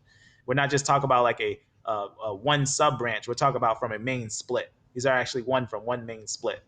And that's very important to know, because the reason why he got it like this is because of the out of Africa idea. He's actually, and he even shows that he has the out of Africa idea going on, because in his history of religion, or not history of religion, unknown history of genetics or something like that, the whole world, he basically shows that E and B was in Africa, but they wasn't.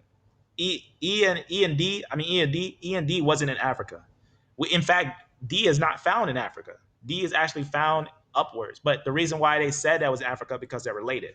But D was not actually in Africa. It didn't begin in Africa, which I don't know why he even uses that concept when he believes in the Bible. So it's very interesting to see some of these things.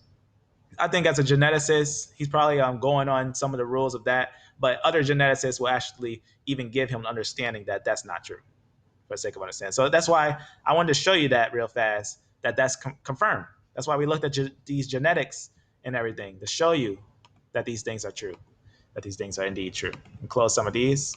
So that's what we was dealing with there. That was a really interesting one. And then, so where were we? Right here, obviously the out of Africa was false, right? We have talked on these things. We had debunked the Daniel's idea of the split. And then we got a Revelation note. We talked about the 6,000 years, because we got some people saying, it's not 6,000 years, it's such and such and such and such. And they're talking out of their own understanding. They're talking out of their own understanding, and they're not talking off of truth. They're talking off of basic what the world says and what they think, and not what the Bible says. The Bible actually points to 6,000 years undeniably. It's without a fact. It's without a doubt. And it's without a fact, for the sake of understanding that there's Africa, out of Africa does not work. There's no facts to it. There's no fact to the out of Africa idea. This doesn't work at all, for the sake of understanding. But this does. The 6,000 years and people coming from Asia, the area where Asia is, the split of Asia, where you get the in between Asia, Europe, and Africa, that's where they were settled at, right? Where Turkey is, around that area, where the Fertile Crescent is, with the two rivers, the Tigris and Euphrates, right? That's where they came from. And 6,000 years is what it is when we calculate from Adam to the end. And then this one, now this is the golden video right here. This is where we talked about the Y chromosome of Israel. Now, I had some conversations with some brothers on a channel called Genesis 49ers. That channel, I don't recommend. Curse too much. They're not right in the way. They're not right in the way at all, for the sake of understanding. They got a lot of Gnostic gospels. They got extra books, so they got some stuff to learn. Though I love the Israel. I have love for Israel, for the sake of understanding. I just hope that they see things a little different. And not go about it the way they want to go about it, but go about the way as scripture. Because the problem is, a lot of people, they think that, we're not in church, so I can do things however I want to do it. No, it's not how it works. The church is not a building. The church is, we are the church. We got to understand that. You can't treat the house of God how you want to treat the house of God. You got to understand that. But for the sake of understanding, I'm going to do a review on this, because he ended up, the person on Answers, I forgot his name, but his name in Genesis 49ers, he gave some incorrect information on about how mutations work, talking about the weather. He's saying that the weather was more colder in the colder climates. He said the colder climates actually have more UV rays. It's absolutely false. That the colder climates do not have higher UV rays. That's extremely false, for the sake of understanding. Now, the reason why a lot of times when people look at that stuff, they have some different understandings of it, right? The color scheme, yes, we understand that the purple color, when we see the color purple and stuff like that, is higher in the UV level. But when we see something that's measuring UV rays, we have to look at what they're using on the chart. They're not actually using the colors in a sense of the same concept. We got to look at that it's actually measuring UV, which is ultraviolet rays, for the sake of understanding. It's just something just extra for that, because I had just trust him on that and said and then I went back and looked up it, because he was very wise. He was very wise, and a lot of things he was saying was very wise. I double checked a lot of things. That one I felt like it seemed right, but then I double checked it, and that was false. That's not a true statement. A true statement is that in fact, we can look at it.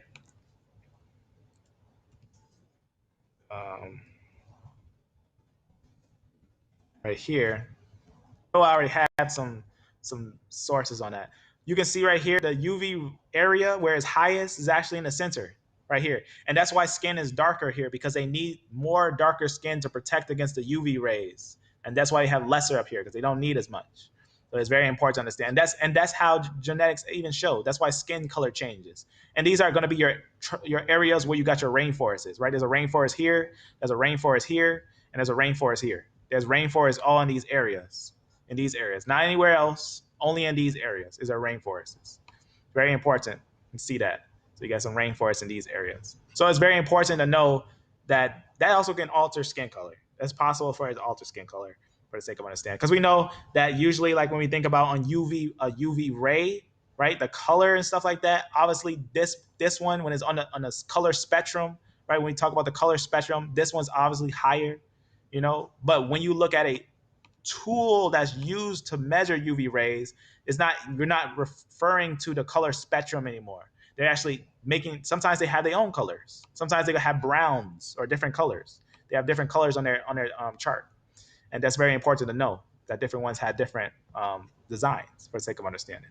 But that's why you always double check. That's why I usually don't, what's the word I'm looking for? I don't usually work with people when I'm doing these things, because if I do it by myself, or with one of the brothers that I can trust, that maybe, you know, it's more of checking things and not just, you know, hot-headed and think they know everything, then we can get more edification in. I usually like to go about these things slowly and carefully and question everything, even things that we think is true. Question that and prove it. Make sure everything is right. And that's why, you know, I always try to do that. So it's just one part on that. And the part on that, I just want to show you.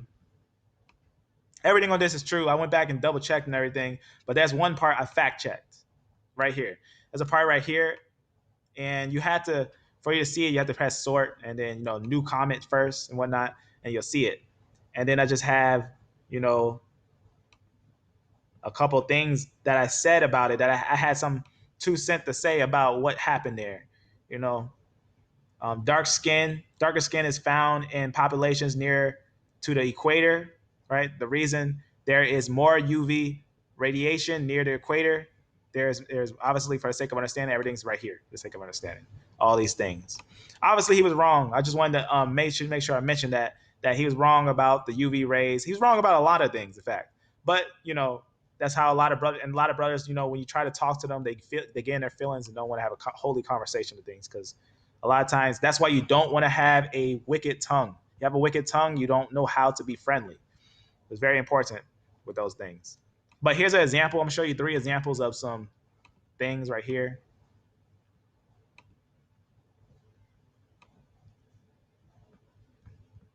So you can see this one's brown. This is on a UV spectrum, right? UV spectrum is measuring the UV rays, obviously, for the sake of understanding. Have some high ones. They talk about skin color and whatnot. Go over here. But I'm going to go down right here. You can see the spectrum. These ones are higher. These ones are lower. So colder areas don't have more UV rays, for the sake of understanding. You can see this one, you know, just showing that. Obviously, you can see what's going on there. And then right here, see your levels and whatnot. These are higher levels, different colors on sometimes different. This one doesn't have any blues or anything. So sometimes they have different colors because they're going to be measuring the UV. They're directed. It's kind of like if you was to have a color spectrum, right? You have blue, purple, whatnot, and all those things, you red and whatnot, and you say, you know what? Let's see how much purple is in every area. That's how these charts are. They're basically taking the purple and measuring how much is in that area or different areas, right? That's actually going to be, and remember, your UV rays are the ones that are the damaging ones. Those are the ones that actually changes genetics. So it's very important with that. So I just thought that was important to clarify, as I think clarity is important. And that was something, obviously, having a holy conversation with the individual, holy or not, for the sake of understanding. I try to always keep it holy, but you always got to do some fact checking. So fact check that just to make sure that that's true. I learned that, you know, when you get anything from someone, you got to make sure you double check it. Anything, almost for the sake of understanding, almost anything. Anything that you know is true, then you know it's true. But always fact check. And then we did a video on the Americas, right? Who was in America before the colonization, right? Because when we think about America, a lot of times we think of colonization, but who was there before that? And we know that there were people there that were actually related to a lot of Europeans. A lot of people were there, and we looked at the evidence of that. We looked at how they had ancient things that went all the way back in time that was in America, ancient things, right? For example, remember we had looked at this part of this video where we had went and we seen that they found something that was like this right here, million, and it was in a layer of the earth that was like millions of years ago. And it's really interesting. Here's that doll I was talking about, this doll right here. And they say that it was found here 1,300,000. That's not thousands of years. That's not thousands of years. That's 300 million years, basically. That's a long time ago to say that humans lived. So there's evidence that that was humans in this layer, you know? So obviously the reason why I want to show you this, because it's fairy tales. The millions and billions of years is fairy tales. It's not true. It's absolutely not true, because we can find evidence of humans in those same layers, that they say are millions and billions of years. So millions of years, you find a human statue or whatever you call it, image that was made, obviously by a human. That's what you're seeing there. That's not a natural design. You know, that's not these, and they tested them to make sure what they are is what they are. You know, these aren't natural designs unless someone actually made them. You know, and that's what we see in these type of layers, and that's why I wanted to show you that, because I want to show you, you know, when you look at the what's the word I'm looking for? When you look at a lot of the things that people have going on, for example, like the millions and billions of years concept, a lot of times they take it because they say science says so. Well, science says that dinosaurs were before humans, and yet we have evidence of humans with dinosaurs. So we got to consider how far we're going to take science. You know, science does have some grounds, but it doesn't have grounds in all fields, right? The Big Bang, right? Millions, billions of years, where humans came from. These are all things that are very biblical and important topics, right? These are all what these things are, right? Where did humans come from? How long have humans been here? Right? Where did they go? Is the Bible right? Does it have any genetic facts to it? Can we find those people today? Is there historical facts to it? You know, that's what we all find. We find those information. And then we talked about the Star of David. That is evident that the Turks were using it, and is actually idolatry that the Canaanites were using. And we even found evidence that the Canaanites used that same Star of David. So that's what we did this last month. This last month, we went over a few things and talked about those things. And basically, you know, we got a lot of understanding. And we've had a playlist. I have a separate playlist for prophecy, which prophecy right here. And this is like actually your, you know, prophecy. And then right here is going to be your synthetic Sunday, right? If you want to get all the genetic information that we were just studying, it gets deep. Start here and just work the way down. Reality correction, Ashkenazi origin. And then that's just more like studying. This is actually what's really interesting is this video is taking a video. If you look for it, you know, that's a video that people try to say, you know, they try to discredit, say, you know, people are trying to say Jews are not Jews, but it's actually true that Jews are Jews. And what we did was break down that video and show you that this video is a lie. And that's why it has so many dislikes. It has so many dislikes because it's full of lies. Let me see if I can find it.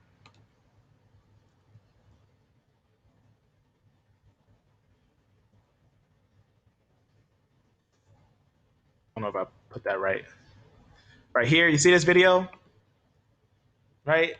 You can see it has a lot of dislikes for the sake of understanding. Obviously, for the sake of understanding, the reason why is because they're lying. They're actually lying. They're actually spreading lies for the sake of understanding. They're actually giving false information on their little channel. And that's what we did. We went on that video. We did a little video on that video, and we broke it down and showed how it's lying. And I want to show you that. The reason why I want to show you that, because if they're telling the truth, you know, you can't do nothing to it. But if they're lying, then there will be actual real evidence that anyone can grab and reach and actually know what's actually going on. So that's what this was, the synthetic Sunday, up to, you know, getting different things, talk about the sea people and the Philistines and everything, and then all the way down until, you know, just recently. This is just, I put this video here because I thought that was interesting. This one's interesting too. This brother right here, I wanted to make sure he's on this playlist. But this video, this is really interesting. It's slavery in Australia. This is what I'm studying on now. Slavery in Australia. Maybe one day I'll talk about this note. I don't know if I'm gonna talk about it. It's just something I'm just doing personally, just studying on and everything. Just wanted to know a little bit about this slavery in Australia. I know it's called the Pacific slave trade. At least that's what the people of the land call it. They call it a Pacific slave trade, which I thought was interesting. I was also pulling up some information from that some of the Portuguese had went to Japan and whatnot. I seen that brother Ben Israel had posted that. So I took a look at it and wanted to see if I can find some actual and this art was specific towards the Portuguese. This type of art was actually specific towards the Portuguese. You can see this painting on the Japanese, right? It's gonna be. They actually call them a name that actually means barbarians of the South. Right here, I'm make sure I say that right. Non-ban, something like that. Naban art, basically for the sake of understanding. 6th century, like 14 to the 16th, 17th century, for the sake of understanding. And it basically means right here, Naban or Southern barbarian. Really interesting on this type of art, this type of style and whatnot. And you can get some really interesting finds on these things. But I noticed that when I was focusing what some of the brothers say, because I pay attention to comments, I pay attention to what people say, and it says this person, this kind of set off a journey. I was looking at some stuff, right? Obviously doing image searches and whatnot to see what I could find. Found some interesting things. The reason why I find that interesting because that means that there could be Jews in all over the world in different areas, right? They can be in Portugal. In fact, there's an area called New Guinea. New Guinea, because if you know Guinea, the Jews were moved to Guinea, but New Guinea was also owned by the Spaniards, by they moved to the area. And New Guinea was an area that they actually had, in that area. But I'm not yet knowing if they had slaves in New Guinea. Right? This New Guinea, I don't know yet if they had slaves. That's why I'm still studying them. I'm still studying on this note. But I just want to show you that. Really interesting that there was slavery in Australia. I didn't even know that. And then except this year. This year I just learned that. And so I was just studying on that. Close that. So that's what we was working on. We was working on some things to understand and whatnot. Really interesting to hear that story that this woman had. This is modern slavery that she was going through.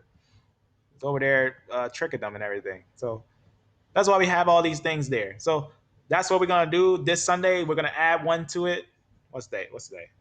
Okay, yeah, this Sunday we're going to add something to it. And it's going to be really deep. It's going to be a really deep video on some deep topics. I'll just quickly scan through it. I'll show you what we're going to touch on this coming Sunday. It's going to be something super deep, super deep. And it has to do with a quote that Flavius Josephus, this is how it got kicked off. Flavius Josephus said a thing, so I followed the history to see if it's true, and it's true. It's absolutely true. And look, the Scythians in the Bible. I bet you don't know who they are. If you do, then you've been following some information. You've been knowing what's going on. The Scythians, right? Barbarians, like the Turks or the Berbers. Scythians. Who are the Scythians? Very interesting. In fact, it says this about the Scythians. Sakuinth. I don't know if I'm pronouncing that right. I'm not. It says a Scythian, right? And an inhabitant of the area, which is upper area. I'm going to show you this on a map of Scythia.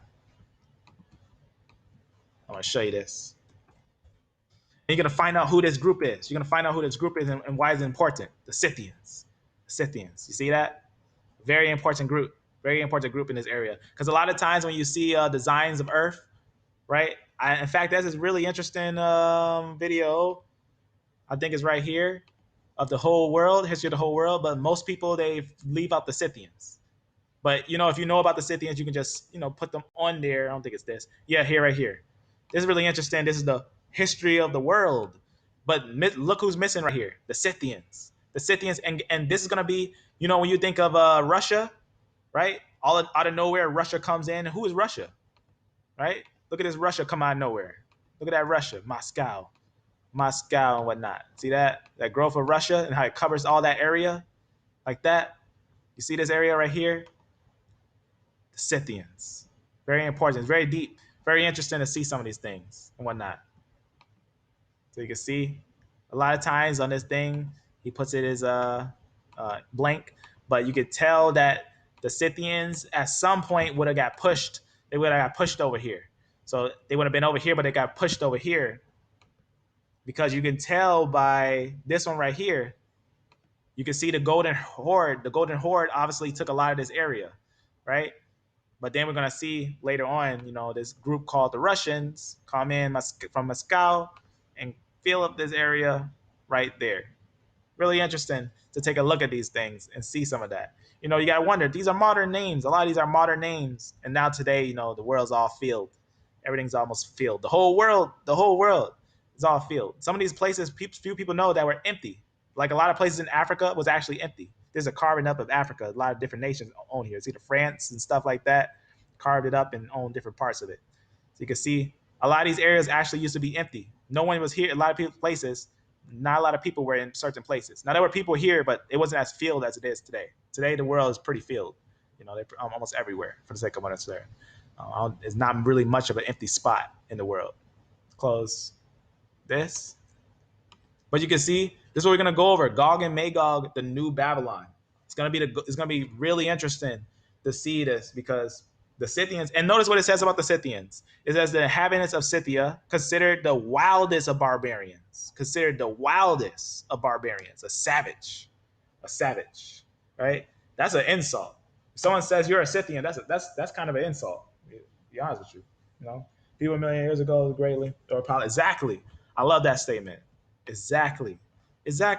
And for them to say that it's millions and billions of years, the world will be massively overpopulated, extremely overpopulated. You'll find masses of graves, masses and masses of people, masses of them. But we don't see anything like that. We actually see that, and that's why they say man haven't lived millions of years, because it doesn't look evident of millions of years, right, Scythians? And if I started, this became one of my favorite things to study on, the Scythians. Nowadays, the Scythians have become one of my favorite things to study on recently because they actually moved over here. See the Gauls and all these things, Jutland and Britain and Ireland, right? All these areas, they actually came down. And we're going to do that. On this Sunday, I'm going to show you the history, the actual history of the movement and that big giant R right there, the lineage of them and everything, RB, Celts and Germanics and all these things and whatnot, Armenians and whatnot. Hittites and whatnot. Really interesting to see these things and the history on how they moved here and whatnot. So you can see, settle in here, different things. And I'm going to show you some things on how they see Galatia, right? Different things. These are not the Galatians, right? These are the same people as the Galatians, but the Galatians were in Turkey, which are right somewhere. I don't know if I took a picture of it. If I didn't, obviously I got some refining to do. But I'm going to take a big day on, today is Friday. So today and Yahweh and Sunday, Sabbath, right? We're going to do our weekly note on Sabbath. So Sabbath, weekly note. And on that day, I'm just going to sit and just examine this whole note and refine it to make sure everything's smooth when we go over it.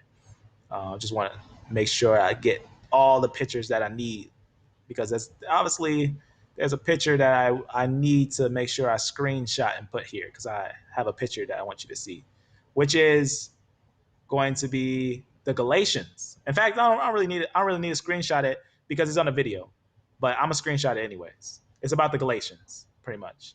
In fact, I'll show you real fast. And this has to do with the Bible. Let me just look up here. I'm just looking to see. I know that I put that somewhere. A quick, as you can see, from this area coming down and whatnot.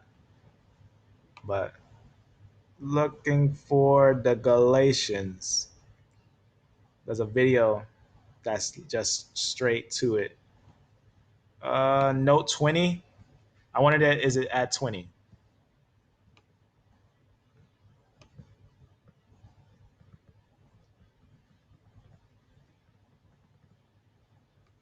Yeah.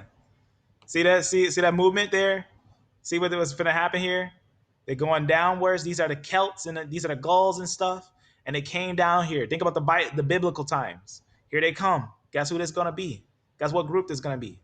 This is going to be the Galatians, right? You got the Seljuks over there. You got some stuff going over there, Pontus, all that stuff. You got some people moving on there. I'm going to go up a little bit. So this group, right, Galatia, right?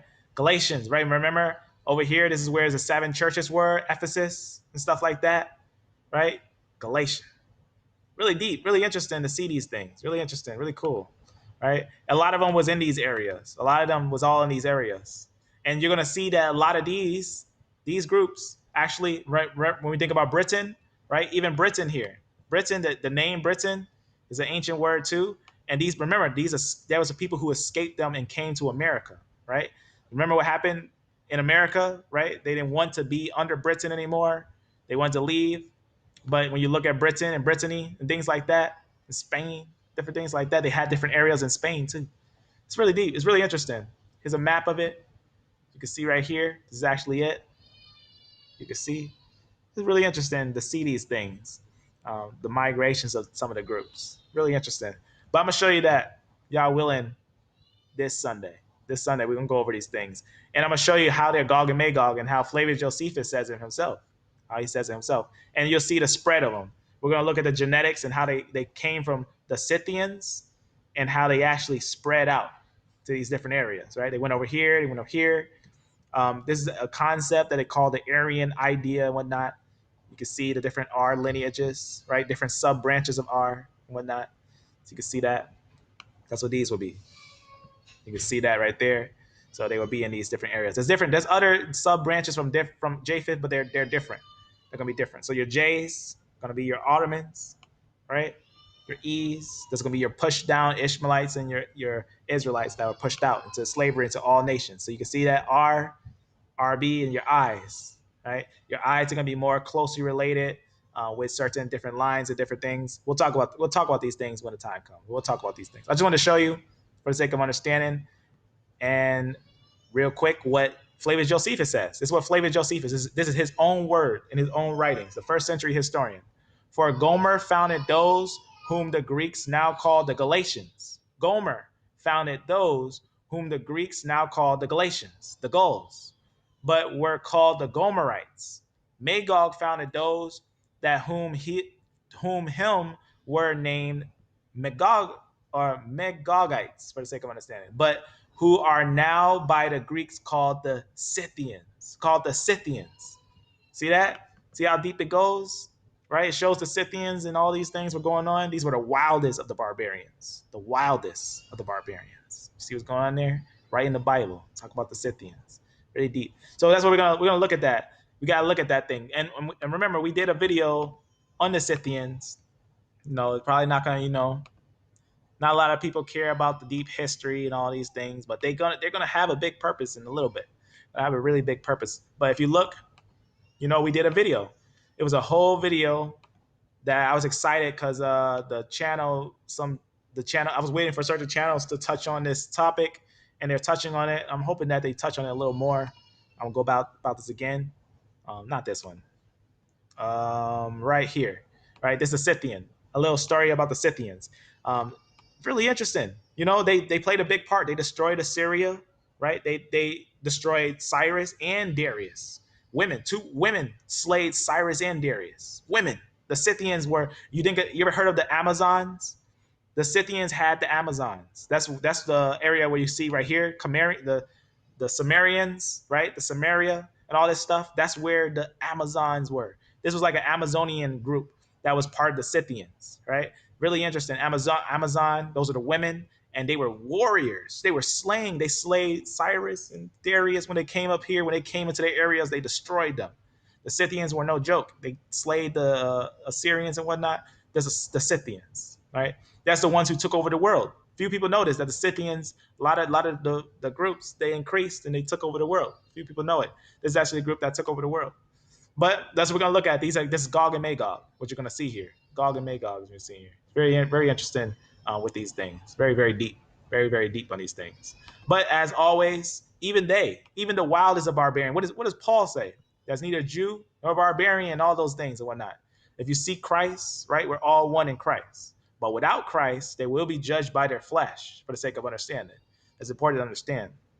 But you can see here, we went over a couple different things, and I highly recommend it because we're going to do it again. We're going to touch on the Scythians because it is deep, but I highly recommend it. I highly recommend seeing this video about the Scythians. It's 2 hours long, but it's deep history. It's deep history, and obviously the links in the description and everything for that, which that actually is going to link to the video that some other information or not. This one. So that's just some other stuff. So you can see right there the Scythians and whatnot. Got some history to those things. And here's that one to Gog and Magog right there. But that's that one we was going over right here. We'll go over this, obviously, Yah willing, Sunday. Sunday, we're going to go over this note and we're going to talk about this. It's going to be very interesting to look at these things, to these different things. I think it's very interesting. Paints the whole picture of the reality that we live in. It's actually pretty black and white when you look at why haplogroup groups. Why haplogroup groups really paint the picture really clear. But you're going to see some really interesting things about Gog and Magog and some history that may have been forgotten, but it's going to be very interesting when you see some of this stuff on who's actually controlling the world for the sake of understanding. But it's really deep. It's really deep for the sake of understanding. We'll look at these things and whatnot. Very, very crazy. Very, very crazy what's going on. And I had talked about, remember, how London is actually an area where they stopped, where Gog and Magog was. And I showed you there's a video that they had statues of Gog and Magog there. It's very interesting. Very interesting. So I just want to show you that. I just want to give you a summary of that, beloved family, before Sunday. So this Sunday, we're going to go over this information, and we're going to talk about this Gog and Magog. And that's going to give understanding for Ezekiel 38 and 39. It's going to give you understanding for Ezekiel 38 and 39. I'm going to show you how to, one more time, I'm going to show you how the Scythians, America, I'm going to show you how Scythians and America, the Celtics of America, the Galatians, the Irish, a lot of Britain, Welsh. I'm going to show you how the Aryan, the side of the idea of the Aryan, all that stuff, right? The Celtic, right? The Gauls, right?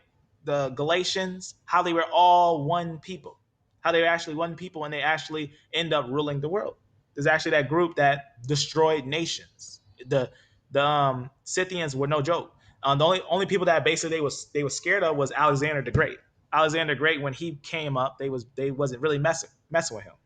They talked about it when he was rising up. The Celts weren't messing with Alexander while he ruled. They weren't trying to fight with him. They knew it, and we have some information on that too, where we're going to look at that, where they even say they didn't mess with Alexander the Great. It's one of those things they just didn't do. They didn't mess with. So that's just the genetics and everything. We're gonna look at these things. We talk about the Britain and all that stuff. You can see this area, right? We're gonna talk about these things. Really interesting to get a look at some of these things and what's going on in these places. Really deep, right? Really deep. Because remember, we talked about how these started the transatlantic slave trade, and who knew that they were all related. So you can see it's really interesting for the sake of understanding. But that just shows you why there was racism, because a lot of times they were clashing together, they were bounding together. But we are that generation that's not going to be taken by these things. We're going to be looking at these things, even if if we look down, our skin is pale, or our skin is dark skin, or our skin is brown, or our skin is yellow, for the sake of understanding. No matter what, let's go about this in truth. Put yourself in the spirit and don't look at your flesh, but put yourself in the spirit and let's go about this thing truthfully, for the sake of understanding.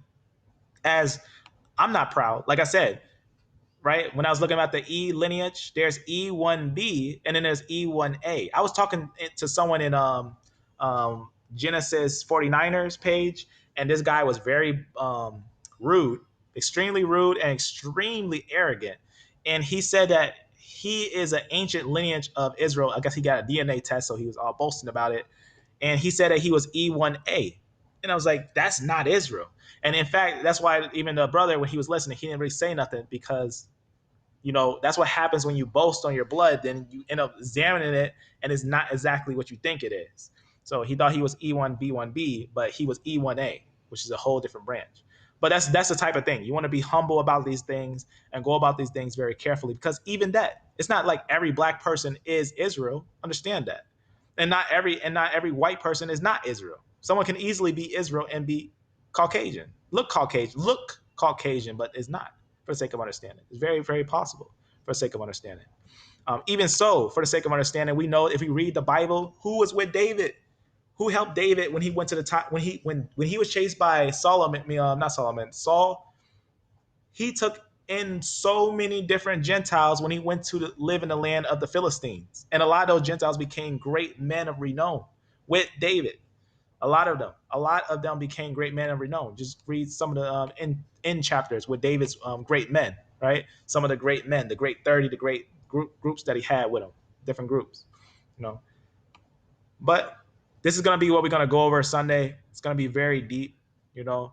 We're going to go about it and talk about this thing. So it's very interesting to see these things all in order like this. Really interesting to see these things, Close this. So y'all willing? Sunday, we're going to talk about that and how they got to America, right? Few people know how that was all set up, what nations were ruling over there, what they become and everything, and what happened, how did they consume the world? How did Gog and Magog do this? What happened? So we're going to talk about that. These are names that, you know, you don't really see, but we're going to see, you know, right there in Flavius Josephus, first century historian. So we're going to talk about these things and talk about it. So with that, I'm going to close that. And this. So with that, family, I just want to give a quick touch on some things that we had touched on and whatnot. And that's pretty much what we were going over throughout this month.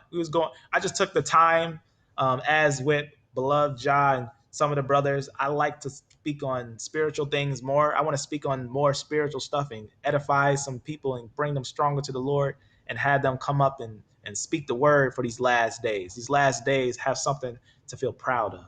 Something that you say, you know, I did it. You know, I did something, even contributing just by, you know, commenting. Like our beloved brothers that be in the comments, just put in comments. That stuff works a lot. It helps. It's motivation. It keeps brothers motivated to keep on keeping on. So with that, I'm really glad for our brothers who keep on keeping on. And I hope that we can motivate more brothers to either, you know, start doing more lives by themselves too, or even do lives with us. So we can touch on these deep things and we can touch on the spiritual things. But this month, I took the time to study deep into genetics because I'm a little bit in a medical field, not into genetics, but it was very familiar. Everything was very familiar. It wasn't something that I was completely jumped into another bowl of water. You know, it was familiar to me. So I just took the time to study it and I learned a lot. And that's why I'm presenting it to you so that even maybe someone else may learn a lot and present it to someone else and someone else and someone else. And it keeps on increasing. And that's how truth spread. Not trying to sell you anything or not trying to I don't need donations. I'm not saying that I'm rich. I'm not saying any of that. I'm just letting you know that we put in work. You know, we put in work physically, spiritually, and we have to maintain for those days to come. And not collecting riches, not selling any of these things or any of that, but just keeping on, you know, because the time is at hand. So with that, family, I hope that, you know, this Sunday will be something it's going to be extremely deep. I actually haven't seen nothing like this. What you're going to see is truth, but you never seen nothing this deep with the Scythians. It's very deep. So with that, be blessed, be beloved, and amen.